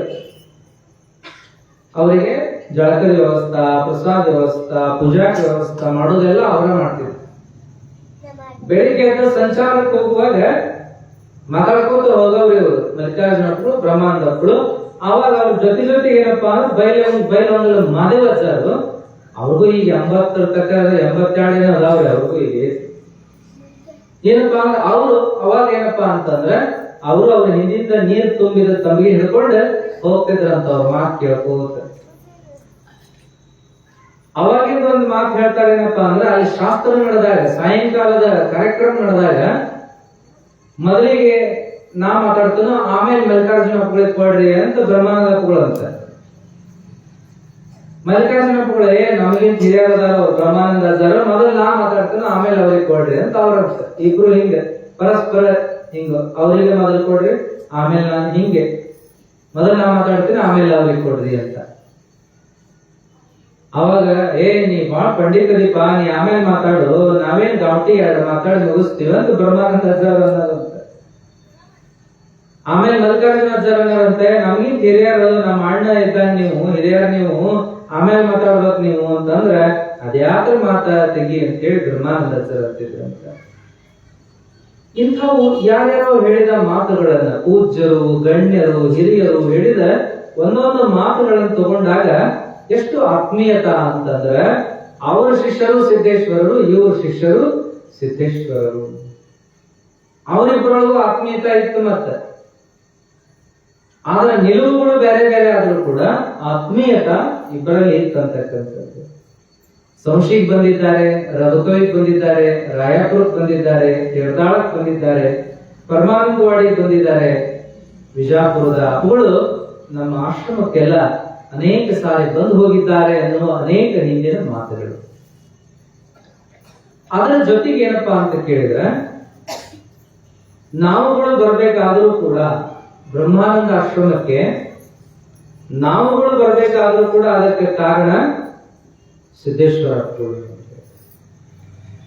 ಆಶ್ರಮ ಏಕಾಏಕಿಯಾಗಿ ಹಿಂದಿನ ಗುರುಗಳು ಲಿಂಗಗಳಾದಾಗ ಆ ಸಮಯದಲ್ಲಿ ಎಲ್ಲ ರಘುಕವಿಯ ಭಕ್ತರು ಸಿದ್ದೇಶ್ವರ ಅಪ್ಪಗಳ ಮುಂದೆ ಹೋಗಿ, ಅಪ್ಪಗಳ ನೀವು ತೋರಿದಂಗ ನಾವು ನಡ್ಕೋತೀವಿ, ನೀವು ಯಾರನ್ನ ಆಶೀರ್ವದಿಸ್ತೀರೋ ಅವರನ್ನ ನಾವು ಗುರುಗಳಾಗಿ ಸ್ವೀಕರಿಸ್ತೀವಿ ಅಂದಾಗ ಅಜ್ಜವರು ನಾವು ನೋಡ್ತೀವ್ರಪ್ಪ ನೀವು ನೋಡ್ರಿ, ಅದು ಇಬ್ರು ಕೂಡ ಮಾಡಬೇಕಾದಂತ ಕೆಲಸ ಅಂತ ಹೇಳಿ ಅವಾಗ ನೀವೆಲ್ಲರೂ ಕೂಡಿ ಇವರನ್ನ ಪ್ರವಚನಕ್ಕೆ ಕಾರ್ಯಕ್ರಮಕ್ಕೆ ಕರೆಸಿ ನೋಡಿ ಅದ್ರೊಳಗ ಏನಪ್ಪಾ ಅಂದ್ರೆ ತೀರ್ಮಾನ ತಗೊಂಡು ಅಪುಗಳಂತೆ ಬಹುಶಃ ಆ ಸಮಯದೊಳಗೆ ಒಂದು 40 ಬೇರೆ ಅಡ್ಡಾಡಿರ್ಬೇಕು. ವಿಜಾಪುರ ಸಿದ್ದೇಶ್ವರ ಅಪ್ಪುಗಳು ಎಲ್ಲೆಲ್ಲರಲ್ಲಿ 40 ಬೇರೆ ಅಡ್ಡಾಡೋದಂದ್ರೆ ಅಡ್ಡಾಡಿ ಕೊನೆ ಒಂದು ಹಂತಕ್ಕೆ ಬಂದು ಸದಲಗಾರೊಳಗೆ ಒಂದು ತೀರ್ಮಾನ ತಗೊಳ್ಬೇಕಾದಂತ ಸಂದರ್ಭ. ಮೊದಲಿಗೆ ಅಂಗಳದೊಳಗೆ ಒಂದು ದೊಡ್ಡ ಕಾರ್ಯಕ್ರಮ ಮೀಟಿಂಗ್ ಆಯ್ತು. ಅವಾಗ ನಮ್ಮನ್ನು ಧಾರವಾಡದಿಂದ ಕರೆಸಿಕೊಂಡ್ರು. ನೀವೆಲ್ಲರೂ ಮಾತಾಡೋದನ್ನ ನಾವು ಇಲ್ಲಿ ಕೇಳಿಸಿಕೊಂಡ್ವಿ ಕೂತ್ಕೊಂಡು. ಎಲ್ಲಾ ಚಿಂತನ ಮಂಥನಗಳಾದ್ಮೇಲೆ ಸದಲಗಕ್ಕೆ ಹೋಗೋದು ಫಿಕ್ಸ್ ಆಯ್ತು. ಸದಲಗಕ್ಕೆ ಹೋಗೋದು ಅಂದ್ರೆ ಎಷ್ಟು ಸಡಗರ ಆಯ್ತು ಅಂತಂದ್ರೆ ಬಹುಶಃ 300 ಜನ. ಈಗ ಎಷ್ಟು ಜನ ಕೂಡಿರಲಿ ಹಿಂಗ, ಇದಕ್ಕೂ ಎಷ್ಟು ಜನ ಸದಲಗಕ್ಕ. ಅಪ್ಪುಗಳಿಗೆ ಆಶ್ಚರ್ಯ ಆತ, ಅಷ್ಟು ಮಂದಿ ಎಲ್ಲ ನೋಡಿ. ನಾವು ಆ ಕಡೆ ಧಾರವಾಡದಿಂದ ಬಂದಿವಿ, ಈ ಕಡೆ ರಘುಕವಿಯಿಂದ ಎಲ್ಲ ಗಾಡಿಗಳು ಇತ್ಯಾದಿ ಎಲ್ಲ. ಈಗ ಎಷ್ಟು ಕೂಡಿದ್ರೆ ಡಬಲ್ ಜನ ಅಲ್ಲಿ ಕೂಡಿದಾಗ ಅಜ್ಜರಿಗೆ ಆಶ್ಚರ್ಯ ಹೋಯ್ತು, ಏನ್ ಪಾಯ್ದು ಅಂತ ಹೇಳಿ. ಮುಂದ ಆಮೇಲೆ ನೀವೆಲ್ಲರೂ ಮನಸ್ಸು ಮಾಡಿರಿ, ಅಪೇಕ್ಷಾ ಪಟ್ಟ ಗುರುಗಳನ್ನ ಕರ್ಕೊಂಡ್ ಬಂದಿರಿ, ಬಹಳ ಸಂತೋಷ. ಮತ್ತೆ ನಿಮ್ಮ ಅಭಿಪ್ರಾಯ ಹೇಳ್ರಿ ಅಂತಂದ್ರು. ಅವಾಗ ಅಭಿಪ್ರಾಯ ಹೇಳಕ್ ಸಾರು ಮಾಡಿದ್ರು ಮಲ್ಲಪ್ಪಣ್ಣ ಮದರಕಂಡಿ ಅವರು, ಸಿದ್ದಪ್ಪಣ್ಣ ಮಣ್ಣಿಕೇರಿ ಅವರು, ಆಮೇಲೆ ಏನಪ್ಪಾ ಅಂತಂದ್ರೆ ಇನ್ನು ಅನೇಕ ಜನ, ರಾಮಣ್ಣ ಹುಲ್ಕುಂದ ಅವರು, ಆ ನಂತರದಲ್ಲಿ ದಾತಾರ್ ಅವರು, ಪತ್ರಕರ್ತರಾಗಿರ್ತಕ್ಕಂಥ ದಾತಾರ್ ಅವರು, ಮತ್ತೆ ಇನ್ನ ನಮ್ಮ MC ಸಾಬೂಜಿ ಅವರು. ಹೀಗೆ ಯಾರ್ಯಾರು ತಮ್ಮ ತಮ್ಮ ಅಭಿಪ್ರಾಯಗಳನ್ನ ಅನುಭವಗಳನ್ನ ಹೇಳ್ಕೊಂಡ್ರು. ಅವಾಗ ಅಜ್ಜವ್ರಿಗೆ ಬಹಳ ಸಂತೋಷ ಆಯ್ತು ಎಲ್ಲರ ಮಾತು ಕೇಳಿ. ಇಲ್ಲ, ನಾವು ಇಂತಿಂತ ವಿಚಾರಕ್ಕ ಈ ಗುರುಗಳನ್ನ ಆರಿಸಿಕೊಂಡಿವಿ, ನೀವು ಆಶೀರ್ವಾದ ಮಾಡಬೇಕು ಅಂದಾಗ ಅಜ್ಜವ್ರಿಗೆ ಸಂತೋಷ ಆಗಿ ಏನ್ ಹೇಳಿದರು, ಇಲ್ಲ ಬಹಳ ಒಳ್ಳೇದಾತು, ಯೋಗ್ಯ ಗುರುಗಳಿಗೆ ಯೋಗ್ಯ ಶಿಷ್ಯರು, ಯೋಗ್ಯ ಶಿಷ್ಯರಿಗೆ ಯೋಗ್ಯ ಗುರುಗಳು ಸಿಕ್ಕಂಗಾತು, ಬಹಳ ಸಂತೋಷ ಆಯ್ತು. ನಿಮ್ಮ ವಿಚಾರಗಳನ್ನ ಹೇಳಿದ್ರಿ ಅಂದಾಗ ಇನ್ಯಾರ್ಯಾರು ತಮ್ಮ ತಮ್ಮ ಅಭಿಪ್ರಾಯ ಹೇಳುವಾಗ, ಇಲ್ರಿಪ್ಪ ನಾವು ಶಿಕ್ಷಣ ಕ್ಷೇತ್ರ ಬೆಳೆಸಿದ್ರೆ ಚಲೋ ಅಂತ ನಮ್ಮ ಅಪೇಕ್ಷಾ, ಧಾರ್ಮಿಕ ಕ್ಷೇತ್ರ ಬೆಳೆಸಿದ್ರೆ ಚಲೋ ಅಂತ ನಮ್ಮ ಅಪೇಕ್ಷಾ, ಆಧ್ಯಾತ್ಮ ಕ್ಷೇತ್ರ ಬೆಳೆದ್ರೆ ಚಲೋ ಅಂತ ನಮ್ಮ ಅಪೇಕ್ಷಾ ಅಂತ ಯಾರ್ಯಾರು ತಮ್ಮ ತಮ್ಮ ವಿಚಾರಗಳನ್ನ ಹೇಳ್ಕೊಳ್ಳುವಾಗ ಅಜ್ಜವ್ರು ನಕ್ಕೋತ ಏನ್ ಹೇಳಿದ್ರಂದ್ರೆ, ನಿಮ್ಮ ಆಸೆ ಆಕಾಂಕ್ಷೆ ಅಪೇಕ್ಷೆ ಏನೇ ಇರ್ಲಿಪ್ಪ, ಗುರುಗಳು ಸಹಿತ ಈ ಮಾರ್ಗಕ್ಕೆ ಬರ್ಬೇಕಾದ ಅವರು ಒಂದಿಷ್ಟು ಆಸೆ ಆಕಾಂಕ್ಷೆಗಳನ್ನ ಇಟ್ಕೊಂಡಿರ್ತಾರ. ಅದಕ್ಕಾಗಿ ಅವರಿಂದ 2 ಮಾತು ಕೇಳೋನಲ್ಲ ಅಂತ ಹೇಳಿ ನಮ್ಮನ್ನ ಎಬ್ಸಿದ್ರು. ನೀವೊಂದ್ 2 ಮಾತು ಹೇಳ್ರಿ ಅಂದ್ರು. ಅವಾಗ ನನಗೇನ್ ಮಾತಾಡಬೇಕು ಗೊತ್ತಿಲ್ಲ. ಏನ್ ನಿಂತ್ಕೊಂಡು ನಮಸ್ಕಾರ ಹೇಳಿ ನೀವೆಲ್ಲರೂ ಪ್ರೀತಿ ಪಟ್ಟು ನಮ್ಮನ್ನ ಸ್ವಾಗತ ಮಾಡಿರಿ, ನಿಮಗೆಲ್ಲ ಧನ್ಯವಾದಗಳಂತ ಹೇಳಿ, ಆದ್ರೆ ನನ್ನನ್ನ ಯಾಕ ಆರಿಸಿದ್ರಿಪ್ಪ, ನಮ್ಮಿಂದ ಏನ್ ಅಪೇಕ್ಷೆ ಪಡ್ತೀರಿ ಅನ್ನೋದು ಕೆಲವೊಂದು ನೀವು ಹೇಳಿದ್ರಿ. ಆದ್ರೆ ನಾನು ನಡೆದು ಬಂದ ದಾರಿ, ಬೆಳೆದು ಬಂದ ಪರಿಸರ, ಮತ್ತ ಇದುವರೆಗಿನ ಸಾಧನೆಗಳು ಏನೇನ್ ಅದಾವಲ್ಲ ಅವೆಲ್ಲ ಒಂದು ಸಂಪ್ರದಾಯ, ಒಂದು ಪರಂಪರೆಗೆ ಸಂಬಂಧಪಟ್ಟದ್ದಾಗಿರ್ತದ. ಮತ್ತ ನಿಮ್ಮ ಪರಂಪರೆ, ನಿಮ್ಮ ಸಂಪ್ರದಾಯಕ್ಕೆ ಏನೋ ತೊಂದರೆ ಆಗಬಾರದು ಅನ್ನುವಂತಹ ವಿಷಯವನ್ನ ಹೇಳಿದಾಗ ಜನ ಏನಂದ್ರೆ ಎಲ್ಲರೂ ಕೂಡಿದ ಜನ ಇಲ್ಲ ಅದೆಲ್ಲ ಬರೋಬ್ಬರಿ ಐತೆ ಅಂತ ನಾವೆಲ್ಲ ಮನಸ್ಸು ಮಾಡಿದೀವಿ. ಇದ್ರಾಗ ಏನು ವ್ಯತ್ಯಾಸ ಇಲ್ಲ. 3 ವರ್ಷ ನಾವು ಪ್ರವಚನ ಕೇಳಿ ಆತ್ಮೀಯತೆಯಿಂದ ನಾವು ಸ್ವೀಕಾರ ಮಾಡ್ತಾ ಇದ್ದೀವಿ, ನೀವು ಒಪ್ಪಿಗೆ ಕೊಡಬೇಕು ಅನ್ನೋ ಮಾತಂದಾಗ ಅಜ್ಜವ್ರಿಗೆ ಬಹಳ ಹಿಗ್ಗ. ನಾವಂದ್ವಿ ನೋಡ್ರಪ್ಪ ಎಲ್ಲರೂ ಕೂಡಿ ಮಾಡ್ಕೊಂಡು ಹೋಗುವಂತದ್ದದ, ಮತ್ತ ಅಪ್ಪುಗಳ ಆಶೀರ್ವಾದ ಹೆಂಗದನೋ ಹಂಗಾಗ್ಲಿ ಅಂತ ಕೆಲ ವಿಚಾರ ಹೇಳಿದಾಗ ನಂತರ ಅಜ್ಜವರಿಗೆ ಎಲ್ಲರೂ ಒತ್ತಾಯ ಮಾಡಿದ್ರು, ನೀವೊಂದೆರಡು ಮಾತು ಹೇಳ್ರಿ, ನೀವೊಂದೆರಡು ಮಾತು ಹೇಳ್ರಿ ಅಂತ ಸಿದ್ದೇಶ್ವರ ಅಜ್ಜವರಿಗೆ ಅಂದ್ರು. ಅವ್ರು ಏನಂದ್ರು ಅಂದ್ರೆ, ಭಕ್ತರು ಗುರುಗಳು ಎಲ್ಲ ಒಂದಾದ್ಮೇಲೆ ನಾ ಏನ್ ಮಾತಾಡುದದ, ಶುಭ ಹಾರೈಸಿ ಬಿಡೋದಕ್ಕ ನನ್ನ ಕೆಲಸ, ಚಲೋ ಆಗಲಿ, ಒಳ್ಳೇದಾಗಲಿ ಅಂತಂದ್ರು. ಆಮೇಲೆ ಆಗ ತಕ್ಷಣ ಒಬ್ರು ಶಾಲ್ ಕೊಟ್ರು, ಅಜ್ಜವರು ಶಾಲ್ ಇಸ್ಕೊಂಡು ಶಾಲ್ ಹಚ್ಚಿದ್ರು. ಆ ನಂತರದಲ್ಲಿ ಏನಪ್ಪಾ ಅಂದ್ರೆ ಹಾರ ಹಾಕಿದ್ರು, ಪೇಡೆ ಮತ್ತು ಕಲ್ಸಕ್ರಿ ತಂದಿದ್ರು, ಅದನ್ನ ಕೊಟ್ರು ಅಜ್ಜರ ಕೈ, ಅಜ್ಜರ ಅದನ್ನ ಕೊಟ್ರು. ಚಲೋ ಆಗ್ಲಿ, ಬಹಳ ಸಂತೋಷ ಅಂತ ಹೇಳಿ ಆಶೀರ್ವಾದ ಮಾಡಿದ್ರು. ಆಮೇಲೆ ನೋಡ್ರಪ್ಪ, ಇದನ್ನ ಚಂದಾಗಿ ನಡೆಸ್ಕೊಂಡು ಹೋಗ್ರಿ, ಇದರ ಜವಾಬ್ದಾರಿ ನಿಮ್ಮದೇ ಅನ್ನುವಂತ ಮಾತು ಹೇಳಿದಾಗ ನಾವಂದ್ವಿ, ಏನಿಲ್ರಿಪ್ಪ, ನಿಮ್ಮ ಆಶೀರ್ವಾದ ಹೆಂಗೋ ಹಂಗ ನಡೆಸ್ಕೊಂಡು ಹೋಗ್ತೀವಿ ಅನ್ನೋ ಮಾತು ಅಂದಾಗ, ಇಲ್ಲ ಯಾವಾಗ್ಲೂ ಇರ್ತದ, ಅದೇನಿಲ್ಲ. ಬ್ರಹ್ಮಾನಂದ ಅಜ್ಜವರು ಬಹಳ ದೊಡ್ಡವರು, ತಪಸ್ವಿಗಳು. ಅವರು ಮಾಡಿದ ಸಾಮಾಜಿಕ ಧಾರ್ಮಿಕ ಸೇವೆಯನ್ನ ಮುಂದುವರಿಸಿಕೊಂಡು ಹೋಗುವಂತದ್ದದ. ಬಹಳ ಒಳ್ಳೆಯ ಕ್ಷೇತ್ರ, ತಪಸ್ಸಿನ ಕ್ಷೇತ್ರ ಅದು. ಆ ಕ್ಷೇತ್ರದ ಬೆಳವಣಿಗೆ ನಿಮ್ಮಿಂದ ಆಗ್ಲಿ ಅನ್ನುವಂತ ಮಾತನ್ನ ಅಜ್ಜವ್ರು ಹೇಳಿ ಆಶೀರ್ವಾದ ಮಾಡಿದ್ದನ್ನ ನೆನೆಸ್ಕೋಬೇಕು. ಆಮೇಲೆ ಅದಾದ ಮೇಲೆ ಮಾತ್ರ ಹಗಲಲ್ಲ ಕೆಳಗಾವದಾಗ ಒಂದು ಭೇಟಿ ಆಯ್ತು, ಬೇರೆ ಬೇರೆ ಕಡೆ ಭೇಟಿ ಆಯ್ತು. ಆ ನಂತರದೊಳಗೆ ದಾವಣಗೆರೆಗೆ ಹೋಗಿ ಡಿಸೆಂಬರ್ 29, 2012 ಇಸ್ವಿ ಅಜ್ಜವ್ರು ಹೇಳಿದ್ರು, ಅದನ್ನ ಪಟ್ಟಾಧಿಕಾರ ಹಮ್ಕೊಡ್ರಿಪ್ಪ ಅಂತ ಹೇಳಿದ್ರು. ಹೆಂಗ್ ಮಾಡೋಣ್ರಿಪ್ಪ, ನೀವ್ ಹೆಂಗ್ ಹೇಳ್ತೀರ ಹಂಗ್ ಮಾಡ್ತೀವಿ ಅಂತ ಎಲ್ಲಾರು ಅಂದಾಗ, ಅವಾಗ ಅಜ್ಜವ್ರ ಏನಂದ್ರು, ನಿಮ್ ವಿಚಾರ ಏನೈತಿ ಹೇಳ್ರಿ ಅಂದ್ರು. ನಮ್ದೇನಿಲ್ಲಪ್ಪ, ನೀವ್ ಹೆಂಗ್ ಅಂತೀರಿ ಹಂಗ ಅಂದ್ರು ರಾಮಣ್ಣ ಉಲ್ಕುಂದ. ಅದ್ರ ಜೋಡಿ ಉಳಿದವರೆಲ್ಲ ದನಿ ಕೂಡ್ಸಿದ್ರು. ಅವಾಗ ಏನಾಯ್ತು ಅಂದ್ರೆ ಅಜ್ಜವ್ರ ಏನಂದ್ರು, ಇಲ್ಲ ಬಾಳ ಚಲೋ ಅದ, ಮಠದ ಅಂಗಳ ಸಾಲಿ ಅಂಗಳ ಸಣ್ಣದಾಕತಿ, ಎದುರಿಗೆ ಗುಡ್ಡದಾಗನ ಮಾಡ್ರಿ ಅಂತ ಅವ್ರ ಹೇಳಿ. ಎದುರಿಗೆ ಗುಡ್ಡದ, ಆ ಗುಡ್ಡದ ಬಯಲಾಗ ಮಾಡ್ರಿ, ಚಂದ ಆಕತಿ, ಎಲ್ಲರೂ ಕೂಡಿ ಮಾಡಾಕ ಅದ್ರಿ ಒಳ್ಳೆ ಜಾಗ ಅಂತ ಹೇಳ. ಅವಾಗ ಒಬ್ರಿಗೊಬ್ರು ಎಲ್ಲ ಆತು, JCB ಸ್ವಚ್ಛ ಮಾಡೋದು, ಹಂಗ್ ಮಾಡೋದು, ಹಿಂಗ್ ಮಾಡೋದು, ಅದನ್ನ ನೀವು ಮಾಡ್ಕೋರಿ. ಮುಂದೆ ಸ್ಮರಣ ಸಂಚಿಕೆ ಮಾಡ್ರಿ ಅಂತ ಹೇಳಿದ್ರು, ಮೂಮೆಂಟ್ಗಳನ್ನ ಮಾಡ್ರಿ ಅಂತ ಹೇಳಿದ್ರು. ನಿಮ್ಮ ಭಾಗದ ಎಲ್ಲ ಸ್ವಾಮಿಗಳನ್ನ, ರಾಜಕೀಯ ವ್ಯಕ್ತಿಗಳನ್ನ ಕರೀರಿ, ಗೌರವಿಸ್ರಿ ಅಂತ ಹೇಳಿದ್ರು. ಸರ್ವ ಸಮಾಜದವರು ಕೂಡಿ ಹಿಂಗ್ ಮಾಡ್ರಿ ಅಂತ ವಿವರಣೆ ಮಾಡಿದ್ರು. ಎಲ್ಲ ಒಡೆದು ಹೇಳಿದ್ರು, ಎಲ್ಲಾ ಶಬ್ದಗಳನ್ನ ಹಿಂಗೆ ಈ ರೀತಿಯಲ್ಲಿ ಮಾಡ್ರಿ ಅಂತ. ಅವ್ರು ಹೆಂಗ್ ಹೇಳ್ತಾರ ಮಾಡಿ. ಡೇಟ್ ಯಾವಾಗ ಅಂತ ಕೇಳಿದ್ರೆ 29 ಅಂತ ಹೇಳಿದ್ರು ಅಜ್ಜಾರು. ಅವಾಗ ಅವ್ರು ಹೇಳಿದ ತಕ್ಷಣ ಕ್ಯಾಲೆಂಡರ್ ಕರ್ತವ್ಯ ನೋಡ್ಲಾಗಿ 29 ಶನಿವಾರ ಆಕೈತ್ಲ ಅಂದ್ರ ರಾಮಣ್ಣ. ಅಜ್ಜರ್ ಅಂದ್ರೆ ಯಾಕಪ್ಪ ಶನಿವಾರ ನಡಿದಿಲ್ಲ ನಿಮಗ. ಅವಾಗ ಅಜ್ಜರ ನಮಗೆ ಶನಿವಾರ ಮುಖ್ಯ ಅಲ್ರಿ, ನೀವೇನ್ ಹೇಳ್ತೀರ ಅದ ಮುಖ್ಯ ಅಂತ ಇನ್ನು ಉಳಿದ ಹಿರಿಯರೆಲ್ಲ ಅಂದ್ರ. ಯಾವ ವಾರ ಯಾಕಿರ್ಲಿ, ನೀವು ಅಂದದ ನಮಗ ಬೇರೆ ವಾಕ್ಯ, ಅದನ್ನ ನಾವು ಮಾಡ್ತೀವಿ ಅಂದಾಗ ಅಜ್ಜರ್ ಅವತ್ತ ಮಾಡ್ರಿ ಅಂತ ಹೇಳಿದ್ರು. ಬರೋಬ್ಬರಿ ಅವತ್ತೇ ಡಿಸೆಂಬರ್ 29, 2012 ಕಾರ್ಯಕ್ರಮ ಮಾಡೋದು ನಿಗದಿ ಆಯ್ತು. ಅಜ್ಜವರು ಬಂದು ಕೂಡ ಆಶೀರ್ವಾದ ಮಾಡಿ ಹೋದ್ರು. ಮಠದ ಅಂಗಳಕ್ಕೆ ಬಂದ, ಗದ್ದಲದೊಳಗೆ ಬೇಡ ಅಂತೇಳಿ ಮಠದ ಅಂಗಳದಾಗ ಬಂದ ಇಲ್ಲೇ ಆಶೀರ್ವಾದ ಮಾಡಿ ಹೋದ್ರು. ನೀವೆಲ್ಲ ಮಾತು ಕೂಡಿದ್ರಿ ಅವತ್ತ. ಅವಾಗೂ ಬಹಳ ಚಂದ ಕಾರ್ಯಕ್ರಮ ಆಗಿರ್ತಕ್ಕಂಥದ್ದನ್ನ ನಾವು ನೆನೆಸ್ಕೋತೀವಿ. ಅದಾದ ಮೇಲೆ ಮತ್ತೆ 2-3 ಸಲ ಭೇಟಿ ಆದದ್ದು. ಈ ಮಹಾದ್ವಾರ ಉದ್ಘಾಟನೆ ಅವರೇ ಮಾಡಿದ್ದಾರೆ. ಆಮೇಲೆ ಗುಡಿ ಒಳಗೆ ಅನೇಕ ಬದಲಾವಣೆ ಮಾಡಿದ್ದನ್ನು ನೋಡ್ಯಾರ. ಪುಸ್ತಕ ಬಿಡುಗಡೆ ಆದದ್ದನ್ನ ಅವ್ರ ಕೈಯಾಗ ಕೊಟ್ಟಾಗ ಅದನ್ನೆಲ್ಲ ನೋಡಿ ಸಂತೋಷ ಪಟ್ಟಾರ.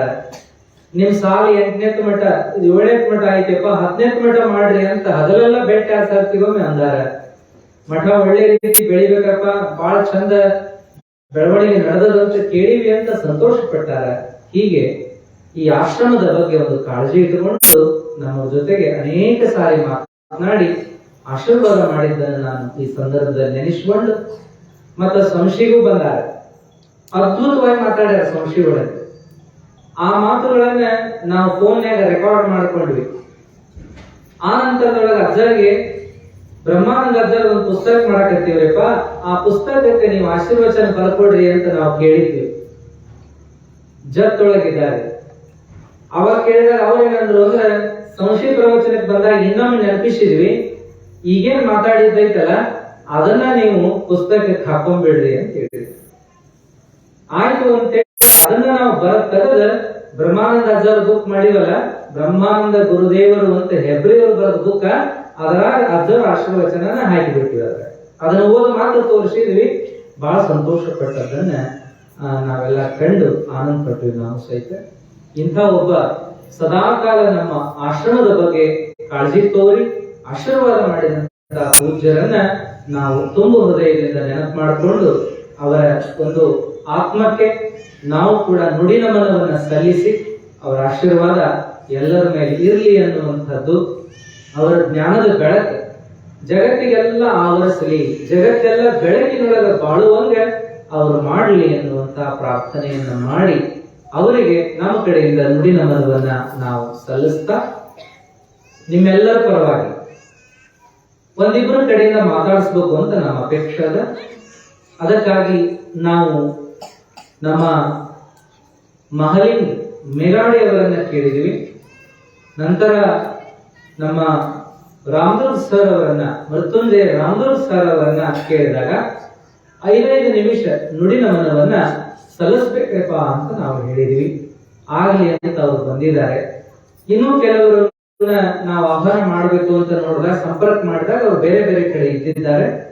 ಹಾಗಾಗಿ ನಾವು ಒಂದಿಷ್ಟು ವಿಷಯಗಳನ್ನ ಅಜ್ಜವ್ರ ಬಗ್ಗೆ ತಮ್ಮ ಜೊತೆ ಹಂಚ್ಕೋಬೇಕು. ಇವತ್ತು ಅವರು ನಮ್ಮನ್ನೆಲ್ಲ ಬಿಟ್ಟು ಅಗಲದ ಸಂದರ್ಭ ಅಂತೇಳಿ ಈ ಎಲ್ಲ ನೆನಪುಗಳನ್ನ ನಿಮ್ಮ ಮುಂದೆ ಮಾಡಿಕೊಂಡು, ಈಗ ತಾಯಂದ್ರೊಳಗೆ ಬಹುಶಃ ಪರಮಶೆಟ್ಟಿ ಅವರು ಬಂದಾಗ ಶ್ರೀದೇವಿ ಪರಮಶೆಟ್ಟಿ ಅವರು ಬಹುಶಃ ಬಂದಿರ್ಲಿಕ್ಕಿಲ್ಲ, ಬುಗುಟಿ ಅವರು ಬಂದಿರ್ಲಿಕ್ಕಿಲ್ಲ. ಅಂದ್ರೆ ಇಬ್ರು ಮಾತಾಡ್ಲಿ ಅನ್ನೋ ಅಪೇಕ್ಷೆ.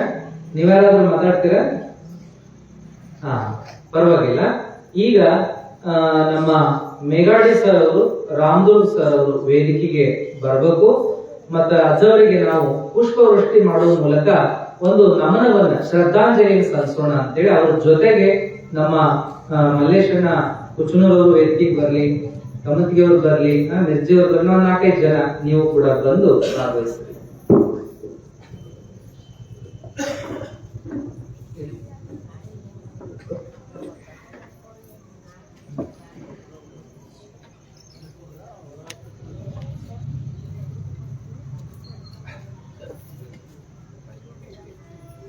ಶಿವಾಯ ನಮಃ, ಶಿವಾಯ ನಮಃ, ಶಿವಾಯ ನಮಃ.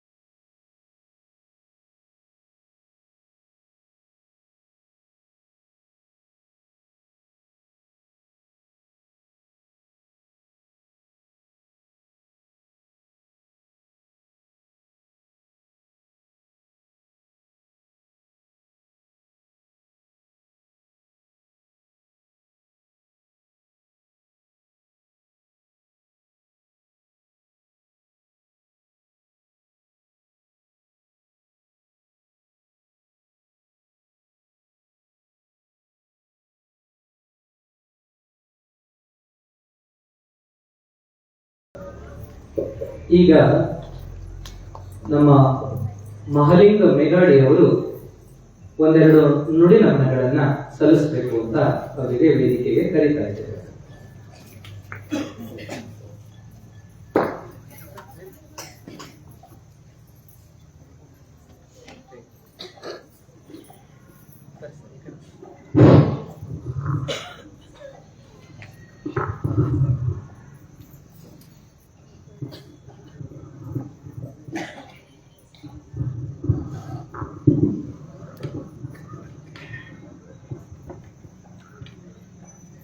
ओम नमो भगवते ब्रह्मानंदाय नमः।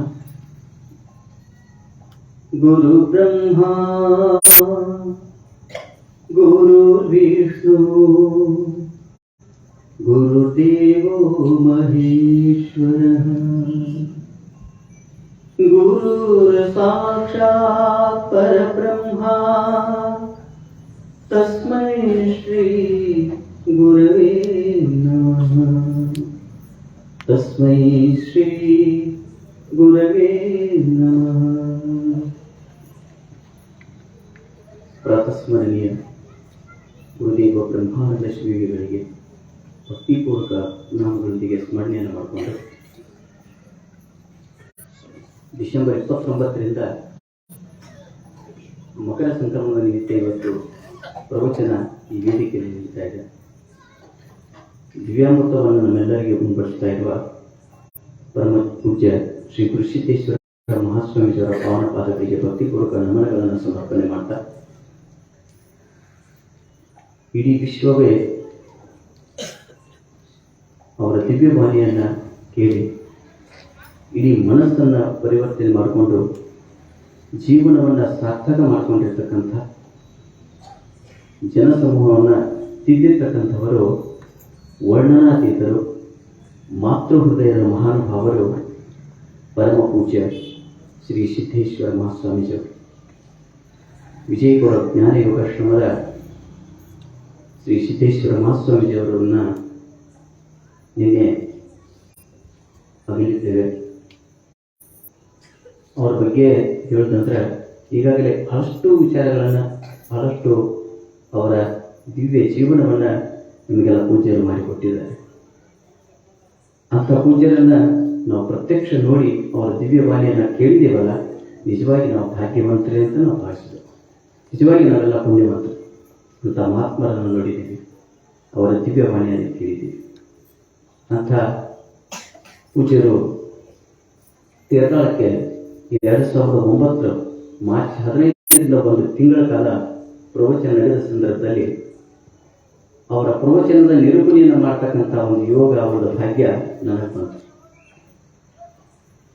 ಎಷ್ಟು ಖುಷಿ ಪಟ್ಟರು ಅಂತಂದ್ರೆ ಸ್ವಾಮೀಜಿಯವರು ಅವತ್ತು ಮೊದಲನೇ ದಿನ ಈ ಏನು ಗುರು ಸ್ತೋತ್ರವನ್ನು ಪ್ರಾರಂಭ ಮಾಡಿದೆ, ಪ್ರವಚನ ಉದ್ಘಾಟನೆ ಆಯಿತು.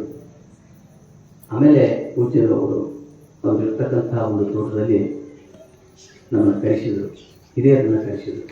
ಪ್ರವಚನ ಏನೋ ಉದ್ಘಾಟನೆ ಆಯ್ತಪ್ಪ, ಬೆಳಿಗ್ಗೆ ಪ್ರವಚನ ಇರ್ತದೆ, ವಿಶೇಷ ಏನಾದರೂ ಕಾರ್ಯಕ್ರಮಗಳನ್ನು ಮಾಡ್ತೀರೇನೋ ಅಂತಂದಾಗ ಅವರು ನಾವೆಲ್ಲ ಹಿರಿಯರು ಹೇಳಿದರು, ಪೂಜ್ಯರು ನೀವು ಏನು ಮಾರ್ಗದರ್ಶನ ಮಾಡ್ತೀರಿ, ಏನು ಹೇಳ್ತೀರಿ, ಅದಕ್ಕೆ ನಾವು ಬದ್ಧರಾಗಿ ಕೆಲಸವನ್ನು ಮಾಡ್ತೀವಿ.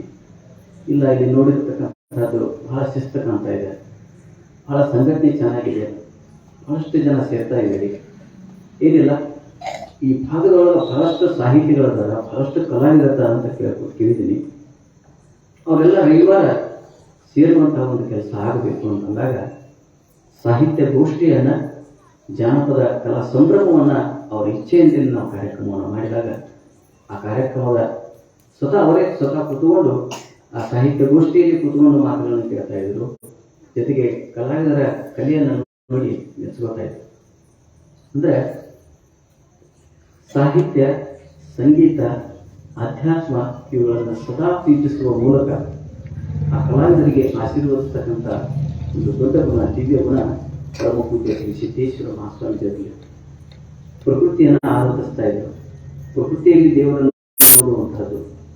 ಪ್ರಕೃತಿ ನಮಗೆಲ್ಲವನ್ನ ಕೊಟ್ಟಿದೆ, ಅದನ್ನು ಅನುಭವಿಸ್ತಕ್ಕಂಥದ್ದು. ದೇವರನ್ನ ಅಲ್ಲಿ ಕಾಣುವಂಥದ್ದನ್ನ ಅವರು ಸದಾಕಾಲ ಹೇಳ್ತಾ ಇರೋದನ್ನು ನಾವು ನೋಡ್ತೀವಿ. ಅಂತ ಪೂಜ್ಯರ ಬಗ್ಗೆ ನಾನು ಒಂದು ಲೇಖನವನ್ನು ಹೊತ್ತಾಗಿ ಇವತ್ತು ಪ್ರಕಟ ಆಯ್ತು. ಮಾತೃ ಹೃದಯದ ಮಹಾನುಭಾವರು ಅಂತೇಳಿ ಒಂದು 2 ನಿಮಿಷದಲ್ಲಿ, ಈಗ 2 ನಿಮಿಷ ಆಯಿತು, ಈ 2 ನಿಮಿಷದಲ್ಲಿ ಇನ್ನೊಂದು 2 ವಿಚಾರಗಳನ್ನು ಹಂಚಿಕೊಂಡು ನನ್ನ ಮಾತನ್ನು ಪೂಜ್ಯರ ದಿವ್ಯ ಪದಕ್ಕೆ ಅರ್ಪಿಸ್ತೇನೆ. ವ್ಯಕ್ತಿಗಿಂತ ವ್ಯಕ್ತಿತ್ವ ದೊಡ್ಡದು, ಸ್ವಾಮಿಗಳಿಗಿಂತ ಸ್ವಾಮಿತ್ವ ಶ್ರೇಷ್ಠವಾದದ್ದು. ಅಂಥ ವರ್ಣನಾತೀತರು ಈ ಶತಮಾನದ ಸಂತ ಶ್ರೇಷ್ಠರು ವಿಜಯಪುರ ಜ್ಞಾನ ಯೋಗಾಶ್ರಮದ ಪರಮ ಪೂಜ್ಯ ಶ್ರೀ ಸಿದ್ದೇಶ್ವರ ಮಹಾಸ್ವಾಮಿಗಳು. ಮೃದು ಮಾತುಗಳಿಂದ, ಆಧ್ಯಾತ್ಮ ಚಿಂತನದಿಂದ ಶ್ರೀಗಳು ಜನಮನ ಅರಳಿಸುವಂತಹ ದಿವ್ಯ ಮೂರ್ತಿಯಾಗಿದೆ.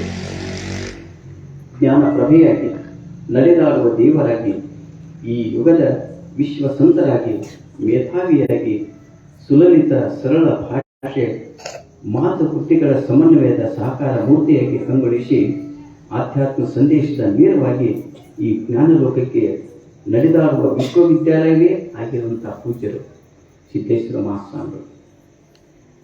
ಪೂಜ್ಯರ ಮಾತು ಮಂತ್ರವಾಗಿ ಜನಮನದ ಹೃದಯಾಂತರದಲ್ಲಿ ಹೊಸ ಚೈತನ್ಯವನ್ನು ತುಂಬುತ್ತಾ ಇತ್ತು. ಅವರ ಒಂದೊಂದು ನುಡಿ ಅದ್ಭುತ ಆಗಿತ್ತು. ಪರಮ ಪೂಜ್ಯ ಶ್ರೀಗಳವರ ಜ್ಞಾನ ಭಂಡಾರವನ್ನು ಅಳೆಯಲು ಯಾವುದೇ ಮಾನದಂಡಗಳು, ಜಗತ್ತಿನಲ್ಲಿರ್ತಕ್ಕಂಥ ಎಲ್ಲ ಸಾಹಿತ್ಯ ವಸ್ತು ಅವರಲ್ಲಿತ್ತು.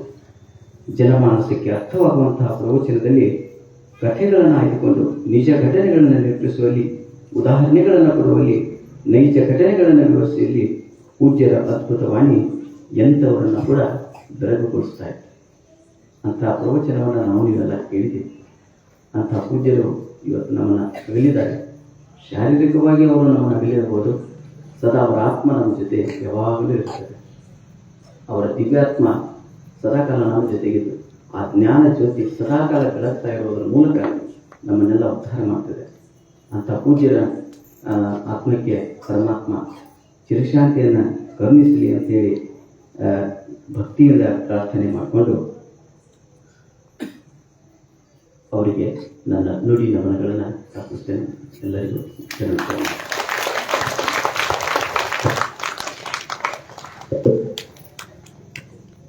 ಸಂತರ ನಡೆ, ಶರಣರ ನುಡಿ, ವಿರಾಗಿಯ ನೋಟ, ಸಾಧುವಿನ ಮೈಮಾಟ, ವಿಜ್ಞಾನಿಯ ಬುದ್ಧಿ, ತತ್ವಜ್ಞಾನಿಯ ಭಾವ, ವೇದಾಂತದ ಜ್ಞಾನ, ಸಿದ್ಧಾಂತದ ಆಚರಣ, ಯೋಗಿಯ ನಿಲುವು, ತ್ಯಾಗಿಯ ವ್ಯವಹಾರ, ಋಷಿ ಸದೃಶ ಜೀವನ, ಕಂಡವರೇ ಪಾವನ, ಉಪಮಿಸಬಹುದೇ ಸಿದ್ದೇಶ್ವರ ಬುದ್ಧಿಯವರನ್ನ ಶಿವಶಿವ ಅಂತ ಹೇಳಿ ಅವರನ್ನ ಸ್ಮರಣೆ ಮಾಡಿ, ನಮ್ಮ ಮೃತ್ಯುಂಜಯ ರಾಮದುರ್ಗ್ ಸರ್ ಅವರು ಕೂಡ 2 ಮಾತುಗಳ ಮೂಲಕ ನುಡಿನಮನವನ್ನು ಸಲ್ಲಿಸ್ತಾರೆ.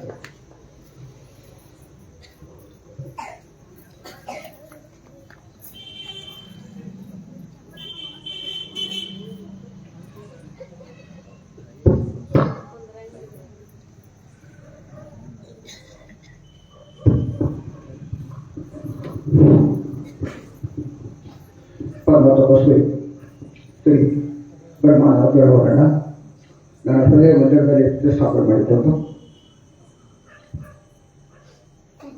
ಪರಮ ಪೂಜ್ಯ ಶ್ರೀ ಗುರುಸಿದ್ದೇಶ್ವರ ಸ್ವಾಮಿಗಳಿಗೆ ಕೊಡಮಟ್ಟು ಇಂದು ನಮ್ಮ ನಗಲಿದಂಥ ದೇಹತ್ಯಾಗ ಮಾಡಿದಂಥ ಸಿದ್ದೇಶ್ವರ ಅವರ ಬಗ್ಗೆ ಸ್ವಾಮಿಗಳ ಬಗ್ಗೆ ಒಂದೆರಡು ಮಾತುಗಳನ್ನು ನಾನು ಹೇಳ್ತೇನೆ. ಈಗಾಗಲೇ ಪೂಜ್ಯ ಅಪ್ಪಾಜಿಯವರು ಸಿದ್ದೇಶ್ವರ ಸ್ವಾಮಿಗಳವರ ಬಗ್ಗೆ ಸಂಪೂರ್ಣವಾದಂಥ ವಿವರವನ್ನು, ಅವರ ಸಾಧನೆಯನ್ನು, ಅವರೊಬ್ಬರು ಸಿದ್ಧಿ ಪುರುಷರು ಸಾಧನೆ ಶಿಖರವನ್ನು ಹುಟ್ಟಿದವರು ಅಂತ ತಿಳ್ಕೊಳ್ಬೇಕಾದಷ್ಟು ಅವ್ರು ಹೇಳ್ಯಾರ. ಜೊತೆಗೆ ಈ ಶ್ರೀಮಠದಲ್ಲಿ ಇರುವಂಥ ಭಕ್ತಿ ಬಾಂಧವ್ಯದ ಬಗ್ಗೆ ಕೂಡ ಅವರು ಭಾಳ ಚೆನ್ನಾಗಿ ಹೇಳ್ಯಾರ. ಮೇಗಡೆ ಅವರು ಕೂಡ ತಮ್ಮ ವಿಚಾರ ವ್ಯಕ್ತಪಡಿಸಿದ್ದಾರೆ. ಇನ್ನು ನಾನು ಕೇವಲ ಒಂದು 2 ಶಬ್ದವಾಗಿ ಅಪ್ಪಾಜಿಯವರ ಜೀವನದ ಬಗ್ಗೆ ಹೇಳ್ತೇನೆ. ಇಲ್ಲಿ ಪರಮ ಪೂಜ್ಯ ಶ್ರೀ ಸಿದ್ದೇಶ್ವರರ ಹುಟ್ಟೂರು ಬಿಜ್ಜರಿ. ಅವ್ರು ಹುಟ್ಟಿದ್ದು 1941. ಅವ್ರ ತಂದೆ ಹೆಸರು ಹೋಗಪ್ಪ, ತಾಯಿ ಹೆಸರು ಸಂಗಮ್ಮ, ಬಾಲ್ಯದ ಹೆಸರು ಸಿದ್ಧಗೊಂಡಪ್ಪ. ಈ ಸಿದ್ಧ ಅನ್ನೋ ಪದ ಅವರ ಬಾಲ್ಯದಿಂದಲೇ ಬಿಟ್ಟಿದೆ. ಅದಕ್ಕಾಗಿ ಅವರು ಸಿದ್ದೇಶ್ವರರು, ಸಿದ್ಧಿ ಪುರುಷರು, ಸಿದ್ಧಿಯ ಶಿಖರವನ್ನು ಏನಿಲ್ಲ ಅಂತ ತಿಳ್ಕೊಂಡು ಹೇಳ್ತಾನೆ. ಏನು ಅವ್ರು ಕಲಿತದ್ದು ಬಿಜ್ಜರಿಗೆಯಲ್ಲೇನೆ ಪ್ರಾಥಮಿಕ ಶಿಕ್ಷಣ. ಅವರಿಗೆ ಪ್ರಾಥಮಿಕ ಶಿಕ್ಷಣ ನನಗೆ ಹೇಳಿಕೊಟ್ಟಂಥವರು ಶ್ರೀ ಅಡಿಯಪ್ಪ ಮಾಸ್ತರ್ ಅಂತ ಬರ್ತಾರೆ. ಸಿದ್ದೇಶ್ವರು ಅವರು 4ನೇ ಕ್ಲಾಸ್ ಓದುವಾಗ 10 ವರ್ಷ ವಯಸ್ಸು. ಅವಾಗ ಅವರ ಬುದ್ಧಿ ಜಾಣ್ಮೆಯನ್ನು ನೋಡ್ಕೊಂಡು ಅವಾಗ ಅಡಿಯಪ್ಪ ಮಾಸ್ತರ್ ಹೇಳ್ತಾರೆ, ಈಗ ಮಹಾಜ್ಞಾನಿ ಆಗ್ತಾನೆ, ಜಗತ್ ಪ್ರಸಿದ್ಧ ವ್ಯಕ್ತಿ ಆಗ್ತಾನೆ ಅಂತ ತಿಳ್ಕೊಂಡು ಆಗಲೇ ಹೇಳಿದ್ರಂತೆ. ಅದನ್ನು ಈಗಿರೋ ಗುರುಮಾತೆ ಅದನ್ನು ಹೇಳ್ತಾನೆ ನಾವು ನೋಡ್ತೇವೆ. ಇನ್ನು ಅವರು ಸಾವಿರಾರು ಕಡೆ ಪ್ರವಚನ ಮಾಡ್ಯಾರ, ವಿದೇಶದಲ್ಲಿಯೂ ಕೂಡ ಪ್ರವಚನಗಳನ್ನು ಮಾಡ್ಯಾರ. ಇನ್ನು ಅವರ ಪ್ರವಚನದಲ್ಲಿ ಉಪನಿಷತ್ತುಗಳು, ಸಕಲ ಧರ್ಮಗಳ ಸಾರ, ಆಮೇಲೆ ಯೋಗದ ಬಗ್ಗೆ ಬಹಳಷ್ಟು ಏನಾಗೈತಲ್ಲ, ಬಿಡಿ ಬಿಡಿಯಾಗಿ ಬಹಳಷ್ಟು ಏನಾಯ್ತು ಬಗ್ಗೆ ತಿಳಿಯುವಂಗೆ ಅವರು ಹೇಳುವಂಥ ಒಂದು ಶೈಲಿಯನ್ನು ಕೂಡ ನೋಡಿ. ಇನ್ನು ಅವರ ಪ್ರತಿಯೊಂದು ಉಪನ್ಯಾಸದಲ್ಲಿಯೂ ಕೂಡ ಏನಾಗೈತಲ್ಲ, ಪಶು ಪಕ್ಷಿ ಹೂ ಇವೆಲ್ಲ ಹೇಳ್ತಾರೆ, ನಿಸರ್ಗದ ಒಳಗೆ ಬರ್ತದೆ. ಆಮೇಲೆ ಅವರ ಪ್ರವಚನ ತಮ್ಮಲ್ಲಿ ಇಡಿಸುವಾಗ ಮೂಲ ಕಾರಣ ಅಂತಂದ್ರೆ ಬಹಳಷ್ಟು ಸರಳ ಭಾಷೆಯಲ್ಲಿ ಅದಕ್ಕೆ ಜೊತೆಗೆ ಏನಾಗೈತೆ ಅಂದ್ರೆ ಉತ್ತಮವಾದ ಪ್ರತಿಕೆಗಳನ್ನ, ದೃಷ್ಟಾಂತಗಳನ್ನ, ಸಣ್ಣ ಸಣ್ಣ ಕಥೆಗಳನ್ನ ಹೇಳಿ ಮಾಡ್ತಿದ್ರು ಅವರು. ಇವರನ್ನ ಕೊಡ್ತಿದ್ರು ಕಾರಣಕ್ಕಾಗಿ ಬಹಳಷ್ಟು ಏನಾಗೈತೆ ಅನ್ನೋ ಜನಪ್ರಿಯಾಗಿದೆ. 1980ನೇ ಇಸ್ವಿಯಾಗ ನರ್ಗುಂದ್ನಲ್ಲಿ ಒಂದು ಅವ್ರ ಪ್ರವಚನ ನಡೆದಾಗ ಅವ್ರು ಹೇಳಿದಂತ ಒಂದು ಸಾಮಾನ್ಯವಾದಂತ ಹೇಳ್ತಾರೆ ಒಂದು ಕಥೆ ದೃಷ್ಟಾಂತ ಹೆಂಗಿತ್ತು ಅನ್ನೋದನ್ನ ನಾನು ಹೇಳ್ತೇನೆ.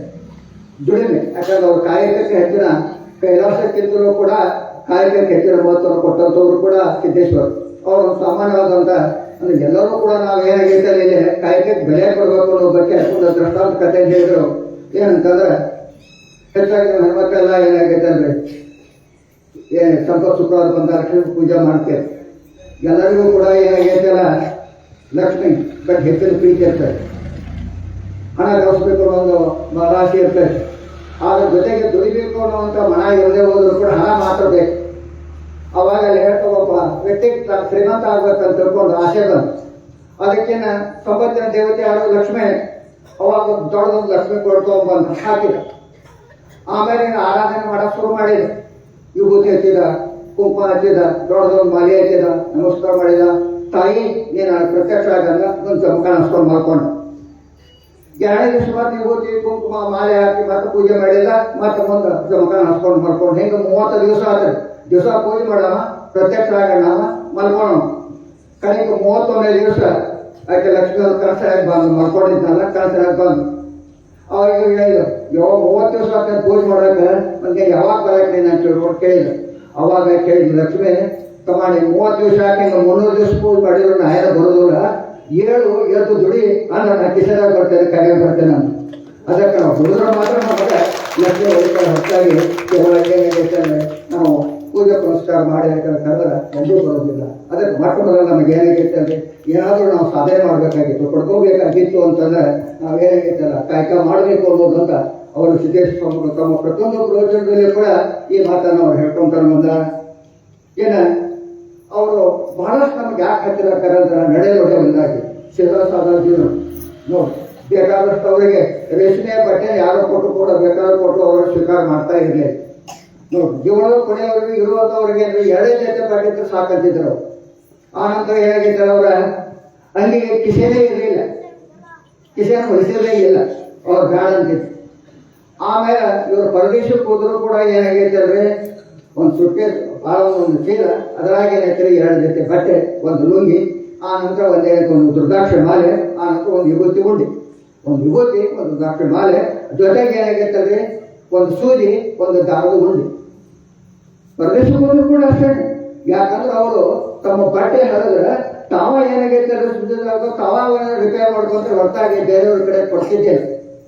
ಆಮೇಲೆ ಅವರು ಏನಾಗೈತೆ ಇಂಗ್ಲೆಂಡ್ಗೆ ಹೋದವರು, ಅಮೆರಿಕಾಗೆ ಹೋದವರು ಕೂಡ ಏನಾಗೈತೆ ಅಲ್ಲಿ ಹೋಗಿ ಬಂದ್ಮೇಲೆ ಬಹಳ ಜನ ಪ್ರದೇಶಕ್ಕೆ ಹೋದ ನಂತರ ಬರ್ಬೇಕಾದ್ರೆ ಬರೋ ಮುಂದೆ ಸ್ವಲ್ಪ ಏನಾಗೈತೆ ಅಂದ್ರೆ ತಮ್ಮ ಅನುಕೂಲತಕ್ಕಂಥ ಬಂಗಾರ ಕೊಡೋ ಬಂದಿರ್ತಾರೆ ಸುಟ್ಕೇಸ್ನಾಗ.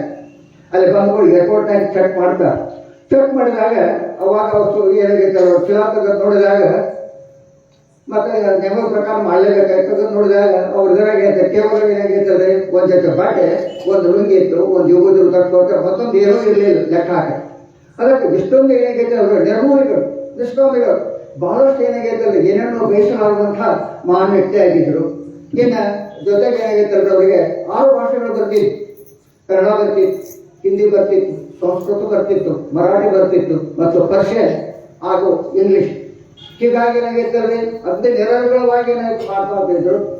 ಬಹಳಷ್ಟು ಏನಾಗೈತಲ್ರಿ ಅವ್ರ ಪ್ರಯೋಜನಗಳು ಕೊಲ್ಲಾಪುರದಲ್ಲಿ, ಮಹಾರಾಷ್ಟ್ರದಲ್ಲಿ ಕೂಡ ಸಾಕಷ್ಟು ನಡೆದಾವ, ಕರ್ನಾಟಕದಲ್ಲಿ ಮೂಲೆ ಮರಿಗೂ ಕೂಡ ಅವ್ರು ಸಾಕಷ್ಟು ಪ್ರಯೋಜನಗಳು ಮಾಡ್ಯಾರ. ಅದಕ್ಕೆ ಬಹಳಷ್ಟು ಏನಾಗೈತಲ್ರಿ ಅವ್ರು ಸಿದ್ದೇಶ್ವರ ಬಗ್ಗೆ ಎಷ್ಟು ಹೇಳಿದ್ರು ಕಡಿಮೆ. ನನಗೆ ಕೊಟ್ಟಂತ ಸಮಯ ಅವಧಿ ಕೇವಲ 5 ನಿಮಿಷದಿಂದ ಈಗಾಗಲೇ 4 ನಿಮಿಷ ಆಗ್ಯದ. ಇನ್ನೊಂದು ನಿಮಿಷ ಮಾತಾಡಿ ಮುಗಿಸ್ತೇನೆ.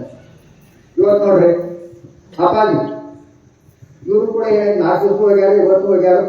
ತಮ್ಮ ಎಲ್ಲ ಹೇಳಿದ್ರು ಅವರು ಏನಂತಂದ್ರೆ, ಯಾಕಂದ್ರೆ ಸಿದ್ದೇಶ್ವರ ಸ್ವಾಮೀಜಿ ಕೂಡ ಕಾಯಕರು, ಇವರು ಕೂಡ ಏನಾಗೈತಲ್ಲ ಅವರಂತೆಯೇ ಏನಾಗೈತಲ್ಲ ನಮ್ಮ ಕಾಯಕಕ್ಕೆ ಎಂದು ಬಂದು ಬರಬಾರ್ದು. ಪ್ರಯೋಜನ ಕೂಡ ಇವರು ಕಾಯಕನ ಇವತ್ತು. ಅದೇ ಇವತ್ತು ಸಿದ್ದೇಶ್ವರ ಸ್ವಾಮಿಗಳ ಅಂತಂದ್ರೆ ಅವರಿಗೆ ಏನಾಯ್ತು ಅವ್ರ ಚಿತೆಗೆ ಏನಾಗೈತಲ್ರಿ ಅಗ್ನಿ ಸ್ಪರ್ಶೆ ಮಾಡೋದು ಸಾಯಂಕಾಲ 6 ಗಂಟೆ ಅಲ್ಲ 6 ಗಂಟೆವರೆಗೆ ಅಲ್ಲಿದ್ದು ನಂತರದೇ ಹೊರಬೇಕಾತಂದ್ರ ಅವ್ರು ಒಪ್ಪಿಕೊಂಡ್ರೆ ಹೊರಬೇಕಂತ ಉಳಿದಂತ ಅನೇಕ ಹೇಗೈತಲ್ರಿ ಬಡವ ಮಹಾನ್ ಸ್ವಾಮಿಗಳು ಬಂದಿರ್ತಾರೆ ಅವ್ರಿಗೆ ನಮಗೆ ಬಿಟ್ಟು ಬರಕ್ ಆಗೋದಿಲ್ಲ ಅವರಲ್ಲಿ ಭೇಟಿಯಾಗಿ ನಾನು ವಾಪಸ್ ಬರ್ಬೇಕಾತು ಅಂದ್ರೆ ಇಲ್ಲಿ ರಾತ್ರಿ 9 ಗಂಟೆ ಆಗ್ತದ. ಅದಕ್ಕೆ ಏನಾಗುತ್ತೆ ಇವತ್ತಿನ ಕಾರ್ಯಕ್ರಮ ಸಪ್ತಶ ಅಂತ ತಿಳ್ಕೊಂಡು ಹೇಳಿ ಬೆಳಗ್ಗೆ ಹೋಗಿ ಅಲ್ಲಿ ಭಾಗಿಯಾಗಿ ಕೊನೆಗೆ ಏನಾಗೈತಲ್ಲ ಇಲ್ಲಿ ಸಾಯಂಕಾಲ ಮತ್ತೆ 4 ಗಂಟೆ ಒಳಗೆ ಬಂದು ಇಲ್ಲಿ ಬಂದ ತಕ್ಷಣ ಮತ್ತೆ ಏನಾಗೈತಲ್ಲ ಪ್ರವಚನ ಹೇಳಬೇಕು ಕಾಯಕ ಮಾಡೋದು ಬಂದಾರ. ಅದಕ್ಕೆ ಏನಾಗೈತಲ್ಲ ಸಿದ್ದೇಶ್ವರ ಅಪ್ಪಾಜಿ ಅಷ್ಟೇ ಕಾಯಕನಷ್ಟೇ ಬರಲಿ ಇದೆ. ಅದಕ್ಕೆ ಅವರಿಗೆ ನಾವು ಎಷ್ಟೋ ಏನಾಗಿತ್ತಾರೆ ಕೃತಜ್ಞತೆ ಸಲ್ಲಿಸಿದ್ರು ಕೂಡ ಕಡಿಮೆ ಅಂತ ತಿಳ್ಕೊಂಡು ಹೇಳ್ತಾನೆ. ಇನ್ನು ಸಿದ್ದೇಶ್ವರ ಅಪ್ಪಾಜಿ ಅವರು ಕೂಡ 2014 ಇಸ್ವಿಯಲ್ಲಿ ಏನೇ ಅವರೇನ ಪ್ರತಿಪತ್ರ ಅನ್ನೋದು ಬೇಡ, ಕವಿಲೆ ಅನ್ನೋದು ಬೇಡ, ಅವ್ರು ಬರ್ದಿರ್ತಾರೆ ಏನಂತಾರೆ ಅಭಿನಂದನಾ ಪತ್ರ ಅಂತ ಕೂಡ ಬರ್ದಾರೋ ಈ ಲೋಕಕ್ಕನ್ನೇ ಜಗತ್ತಿಗೆ ಅಭಿನಂದನಾ ಪತ್ರ ತಿಳ್ಕೊಂಡು ಬರ್ದಾರ. ಅದನ್ನ ಹೇಳ್ತಾರೋ ಏನಂತಂದ್ರೆ ನನಗೆ ಹೇಗೈತಲ್ಲ ಮಣ್ಣಲ್ಲಿ ಬೇಡಕ್ಕೆ ಹೋಗ್ಬೇಡಿ, ದಬ್ಬನ್ ನನ್ನನ್ನು ದಹನ ಮಾಡಕ್ಕೆ ಹೋಗ್ಬೇಕು, ದಹನ ಮಾಡಲಿ ಅದ್ರ ದಬ್ಬನ್ ಮಾಡಕ್ಕೆ ಹೋಗ್ಬೇಡ್ರಿ. ಯಾಕಂದ್ರೆ ನನ್ನ ಮಣ್ಣಲ್ಲಿ ಉಳಿದರೆ ಕೊನೆಗೆ ನಾನು ಎಲ್ಲೋದ್ರೂ ಉಳಿತಾವ, ಅದಕ್ಕೆ ಬೇಡ ನನಗೇನಾಗಿದೆ ಅಗ್ನಿ ಸ್ಪರ್ಶನ ಮಾಡಿ ನನಗೆ ದಹನ ಮಾಡಿ ಅಂತ ತಿಳ್ಕೊಂಡು ಹೇಳಿ. ಜೊತೆಗೆ ಏನಾಯ್ತು ನನಗೆ ಯಾವುದೇ ಸ್ಮಾರಕಗಳು ಕಟ್ಟಕ್ಕೆ ಹೋಗ್ರಿ, ಗುಡಿ ಗುಂಡಾರ ಗೋಪುರಗಳು ನನಗೆ ಏನೂ ಬೇಕಾಗಿಲ್ಲ ಅಂತ ತಿಳ್ಕೊಂಡು ನಾನು ಸ್ಮಾರಕವೂ ಬೇಡ. ನಾನೇ ಹೇಗೈತಲ್ಲ ಎಲ್ಲರೂ ಮನುಷ್ಯನಲ್ಲೇ ನಾನು ಇದ್ದೇ ಇರ್ತೇನೆ, ಅದಕ್ಕೆ ನಂದು ಯಾವುದೇ ಕುಹು ಕೂಡ ಬೇಡ ಅಂತ ತಿಳ್ಕೊಂಡು ಹೇಳ್ಯಾರ. ಇಂಥ ಒಂದು ಏನಾಗೈತಂದ್ರೆ ನಿರ್ವಹಣೆ ವ್ಯಕ್ತಿತ್ವ ಅವರಾಗಿತ್ತು. ಅದಕ್ಕೆ ಅವರು ಬರೆದಂಥ ಒಂದು ಏನಾಗೈತಂದ್ರೆ ಒಂದೇ ಮಾಮೂಲಿ ಆದಂಥ ಒಂದು ಕೆಲಸ ಹಾಕಿ ಕೈಲಾಸ ದೊಡ್ಡದಲ್ಲ, ಕಾಯಕ ದೊಡ್ಡದು, ಧರ್ಮ ದೊಡ್ಡದಲ್ಲ, ದಯ ದೊಡ್ಡದು, ಅರಿವು ದೊಡ್ಡದಲ್ಲ, ಆಚಾರ ದೊಡ್ಡದು, ನಿಮ್ಮ ಪಾದದ ಅಡಿಯಲ್ಲಿರುವ ನಾವೇ ಗಣ್ಯರು ಅಂತ ತಿಳ್ಕೊಂಡು ಹೇಳ್ಕೊಂತಾರೆ. ಅದಕ್ಕೆ ಒಟ್ಟಾರೆ ನಾವು ಇನ್ನು ಒಂದು ಮಾತು ಹೇಳೋದು ಅಂತಂದ್ರೆ ಅಕಸ್ಮಾತಾಗಿ ಸಿದ್ದೇಶ್ವರ ಅಪ್ಪಾಜಿ ಚಿಕಿತ್ಸೆಗೆ ಒಪ್ಪಿಕೊಂಡಿದ್ದರೆ ಇನ್ನೂ 16 ವರ್ಷ ಬದುಕಬಹುದಾಗಿತ್ತು. ಅದಕ್ಕೆ ಎಲ್ಲ ದೊಡ್ಡ ಡಾಕ್ಟರ್ಸ್ ಕೂಡ ಅವರನ್ನ ಹೋಗೋಣ, ಅವ್ರಿಗೆ ಚಿಕಿತ್ಸೆ ಕೊಡೋಣ ಅಂತಂದ್ರೆ ನನಗೆ ಅವಶ್ಯಕತೆ ಇಲ್ಲ. ನಾನು ಗುರುಗಳು ಕೂಡ ಬದುಕಿದ್ರು ಕೂಡ 80 ವರ್ಷ ಅದಕ್ಕಿಂತ ಹೆಚ್ಚು ಕೊಡುವಂತ ನನಗೆ ಅವಶ್ಯಕತೆ ಇಲ್ಲ. ನಾ ಏನು ಸಾಧನೆ ಮಾಡಬೇಕಾದ್ರೆ ಎಲ್ಲ ಆಗಿ ಹೋಗಿದೆ, ಅದಕ್ಕೆ ಏನೂ ಬೇಕಾಗಿಲ್ಲ, ನನಗೆ ದವಾಖಾನೆ ಹೋಗಬೇಕಾಗಿಲ್ಲ. ನಾನು ಆಶ್ರಮದಲ್ಲೇ ನಾನು ದೇಹ ತ್ಯಾಗ ಮಾಡ್ತೇನೆ, ಅದಕ್ಕೆ ನನಗೆ ಆಸ್ಪತ್ರೆ ಕರ್ಕೊಂಡು ಹೋಗ್ಬೇಕಂತ ಕೂಡ ಅವ್ರು ಹೇಳಿದ್ರು. ಆ ನಂತರ ಸಿದ್ದೇಶ್ವರ ಅಪ್ಪಾಜಿ ಮತ್ತೊಂದು ತೊಡಗೋಣ ಅಂತಂದ್ರೆ ಬಹಳಷ್ಟು ಸಮಯಕ್ಕೆ ಬೆಲೆ ಕೊಡ್ತಿದ್ರು. ಅಪ್ಪಾಜಿಗೆ ಅವರ ಬೆಳಗ್ಗೆ ಇರಲಿ ಸಂಜೆ ಇರಲಿ ಸಾಯಂಕಾಲ 7 ಗಂಟೆ ಕರೆಕ್ಟ್ ಸ್ಟಾರ್ಟ್ ಆಗೋದು. ಚಳಿಗಾಲ ನವೆಂಬರ್ ಡಿಸೆಂಬರ್ ಚಳಿಗಾಲ ಇದ್ರು ಕೂಡ ಬೆಳಗಿನ 6 ಗಂಟೆಗೆ ಏನೈತೆ ಅಂದ್ರೆ 6 ಗಂಟೆ ಕರೆಕ್ಟ್ ಆಗಿ ಏನಾಗೈತಲ್ರಿ ಪ್ರವಚನ ಸ್ಟಾರ್ಟ್ ಮಾಡ್ತಾ ಇದ್ರು. ಇನ್ನು ಮತ್ತೊಬ್ರು ಯಾರು ಹೊರಗಿನವ್ರು ಬಂದಿದ್ರು 6ಕ್ಕೆ ಬಂದರು, ಅವ್ರು 6:30 ಮಟ್ಟ ಏನಾಗೈತಲ್ರಿ ಪ್ರವಚನ ಹೇಳಿದ್ರು. ಪ್ರವಚನ ಟೈಮ್ 6 7. ಅದಕ್ಕೆ ಮುಂದೆ ಅವರು 6 6 ಮಾತಾಡೋದ್ರಿಂದ ಇವರು 6 7 ಗಂಟೆಗೆ ಮುಗಿಸೇ ಬಿಟ್ಟಿದ್ದಾರೆ. ಮುಂದೆ ನಾನು ತಾಸು ಮಾತಾಡ್ಬೇಕು ಅವ್ರಿಗೆ ವಿಚಾರ ಇರ್ತೇವೆ. ಒಟ್ಟಾಗಿ ಏನಾಗಿರ್ತದೆ ಸಮಯಕ್ಕೆ ಹೆಚ್ಚಿರ್ತೇನೆ ಅವ್ರು ಕೊಡ್ತಾ ಇದ್ದಾರೆ ತಿಳ್ಕೊಳ್ತಾನೆ. ಆನಂತರ ಅವರು ತಮ್ಮ ಅಭಿನಂದನಾ ಪತ್ರ ಬರೆದಿದ್ದು ಯಾವಾಗ ಅಂದ್ರೆ 2014 ಏನ್ರಿ ಗುರು ಪೌರ್ಣಿಮೆ ದಿನ ಬರೆದಿದ್ರು. ಅದನ್ನ ಪರಿವಾಗಿ ಹೇಗಿತ್ತು ಅಂದ್ರೆ ಒಬ್ಬರು ಹೈಕೋರ್ಟ್ ಜಡ್ಜ್ ಇದ್ರು ಸುಲ್ತಾನ್ಪುರ ಅಂತ ತಿಳ್ಕೊಂಡ, ಇನ್ನೊಬ್ಬರು ಜಿಲ್ಲೆಯ ನ್ಯಾಯಾಧೀಶರಂತ ಪಾಚಾಪುರ ಒಬ್ಬರು ಇದ್ರು. ಅದನ್ನ ಅವ್ರು ಬರೆದಿದ್ದೇನೆ ಕಡೆಯ ಕಾಣಿಸಿದ ಸ್ವಾಮಿಗಳ ಎದುರಿನಲ್ಲಿ ಆ ಪತ್ರವನ್ನು ಬರೆದಿದ್ರು. ಒಟ್ಟಾರೆ ಏನಾಗೈತಲ್ಲ ಸಿದ್ದೇಶ್ವರ ಸ್ವಾಮಿಗಳ ಸಮಕಾಲೀನರಾಗಿ ನಾವು ಎಲ್ಲ ಬದುಕೇವಿ. ಅದಕ್ಕೆ ಏನಾಗೈತಲ್ಲ ನಾವು ಬ್ರಹ್ಮ ವಿಷ್ಣು ಮಹೇಶ್ವರ ಅನೇಕ ದೇವರ ನಕ್ಷತ್ರಗಳನ್ನು ನಾವು ಕಾಣ್ತೇವೆ. ಏನಾಗೈತೆ ಅಂದ್ರೆ ಕೋಣಲ್ಲಿ ಹವಾಮಾನ ಸಮುದ್ರಿಸಿಕೊಂಡು ಶಿವ ಹಾಗೆ ಹೀಗೆ ನಾವು ಏನಾಗೈತೆ ಅಂದ್ರೆ ಆಕಾರ ಕೊಟ್ಟು ಬೇರೆ ದೇವರನ್ನು ನೋಡ್ತೇವೆ. ಆದ್ರೆ ಏನಾಗೈತಲ್ಲ ಸಿದ್ದೇಶ್ವರ ಅಪ್ಪಾಜಿ ಆ ಶಿವನ ಪ್ರತಿರೂಪ ಆಗ್ಯಾರ. ಅವರನ್ನ ನಾವು ಕಣ್ಣಾರೆ ಎಲ್ಲರೂ ಬಿಟ್ಟೇವಿ. ಅದಕ್ಕೆ ನಮ್ಮ ನಿಮ್ಮಂತ ಭಾಗ್ಯವಂತರು ಮತ್ತೊಬ್ಬರು ಯಾರೂ ಇಲ್ಲ. ಆಮೇಲೆ ಭಾರತ ದೇಶದಿಂದ ಒಬ್ಬ ಮಹಾಸಂತ ವಿರಳ ಸಂತ ಇದು ಗಣಿಕೆ ಬಾಳ ಅಂತಂದ್ರೆ ಭಾರತೀಯಷ್ಟು ನಾವು ಭಾರತೀಯರ ನಮ್ಮಷ್ಟು ಪುಣ್ಯವಂತರು ಬೇರೆ ಯಾವ ದೇಶದವರು ಇಲ್ಲ ಅಂತ ತಿಳ್ಕೊಬಿಡೋಣ ಅಂತ ಮಹಾರಾಷ್ಟ್ರ ಇದ್ದೇವೆ. ಅದಕ್ಕೆ ಅವ್ರು ಹಾಕಿಕೊಟ್ಟ ಪದ್ಧತಿಯನ್ನು ನಾವು ಕರ್ಕೊಂಡು ಧರ್ಮದಲ್ಲಿ ಸಾಗೋಣ ಅಂತ ತಿಳ್ಕೊಂಡು ಹೇಳಿ ಅವರಿಗೆ ಏನಾಗೈತೆ ದೇವರು ಇವತ್ತು ನಮ್ಮ ನಡುಬಗೆಯಲ್ಲಿ ಇಲ್ಲ. ಆಗ ನಾವೆಲ್ಲರೂ ಜೊತೆ ಅವ್ರ ಅಗಾರ ತಿಳ್ಕೊಂಡು ಹೇಳ್ತಾನೆ. ನನ್ನ ಚೋತ ಪುಷ್ಪಗಳನ್ನು ಅಪಾರ್ಜನವಾದ ಪಾಸ್ಬುಕ್ಗೆ ಎಲ್ಲರೂ ಸೇರಿಸಲಾಗ್ತದೆ. ಧನ್ಯವಾದಗಳು. ನನ್ನ ಬಾಳದಾರಿಯ ಬೆಳಕು ಹಣತೆಯಲ್ಲಿ ಬೆಳಗುತ್ತಿತ್ತು, ಜಗವೆಲ್ಲವ ಆವರಿಸಿತು, ದೇಹದೊಳಗೆ ನೆಲೆಸಿತ್ತು, ದೇವರೊಳಗೆ ಬೆರೆಯಿತು. ನಡೆದು ನುಡಿದ ಮಹಾಮಹಿಮ, ಸಾವಿರದ ಶರಣೆಂದು ಸಲ್ಲಿಸುವೆ ನುಡಿ ನಮನ. ನನ್ನ ಗುರು ಸಿದ್ದೇಶ್ವರ ಅವರ ನೆನಪು ಸದಾ ಇರಲೆಂದು ಕರೆಯುವರು ನನಗೆ ಗುರು ಸಿದ್ದೇಶ್ವರ. ಆ ಸಿದ್ದೇಶ್ವರ ಸ್ವಾಮಿಗಳಿಗೆ ನುಡಿ ನಮನಗಳನ್ನ ಸಲ್ಲಿಸಿದ ಇಬ್ಬರಿಗೂ ಕೂಡ ಧನ್ಯವಾದ ಹೇಳಿ, ಅವರ ಬಗ್ಗೆ ಹೇಳುವ ವಿಷಯ ಬಹಳ ಇದೆ. ಎರಡೇ ಮಾತಲ್ಲಿ ಹೇಳಲಿಕ್ಕಾಗಲ್ಲ. ಆದರೂ ಕೂಡ ತಮ್ಮ ಎರಡೇ ಮಾತುಗಳಲ್ಲಿ ಅವರಿಗೆ ನುಡಿ ನಮನವನ್ನ ಸಲ್ಲಿಸಿದ್ದಾರೆ. ಅವರಿಗೆ ಧನ್ಯವಾದ ಹೇಳಿ, ಅವರ ಕಡೆಯಿಂದ ಇನ್ನೂ ಮಾತಾಡಿಸಬೇಕಾಗಿತ್ತು. ಊಟಕ್ಕೆ ಕೊಟ್ಟು ಕಡಿಮೆ ನೀಡಿದಂಗಾಯ್ತೇನೋ ಅಂತ ನಮಗೂ ಒಂಚೂರು ಒದ್ದಾಟ. ಆದ್ರೆ ಸಮಯದ ಅಭಾವ.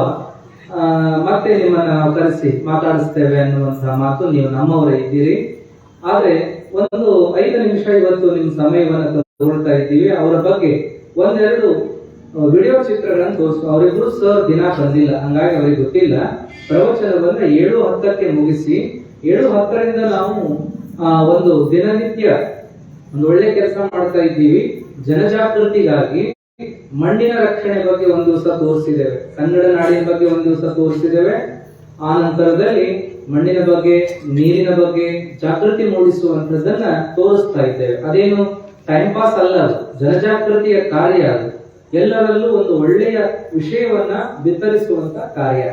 ಹಾಗಾಗಿ ಅಂತ ಒಂದು ಕಾರ್ಯವನ್ನು ಇವತ್ತು ಬೇರೆ ವಿಷಯ ಮಾಡೋದರ ಬದಲಾಗಿ ಸಿದ್ದೇಶ್ವರ ಅಜ್ಜವರ ಬಗ್ಗೆ ಇರ್ತಕ್ಕಂಥ 2 ನುಡಿನಮನದ ಮಾತುಗಳಿರ್ತಕ್ಕಂಥ ವಿಡಿಯೋವನ್ನ ನಿಮಗೆ ತೋರಿಸ್ತಾ ಇದ್ದೇವೆ. 5 ನಿಮಿಷ ಅದನ್ನ ನಾವು ನೋಡಿ ಮುಕ್ತಾಯ ಮಾಡೋಣ ಅಂತ ಹೇಳ್ತೇವೆ.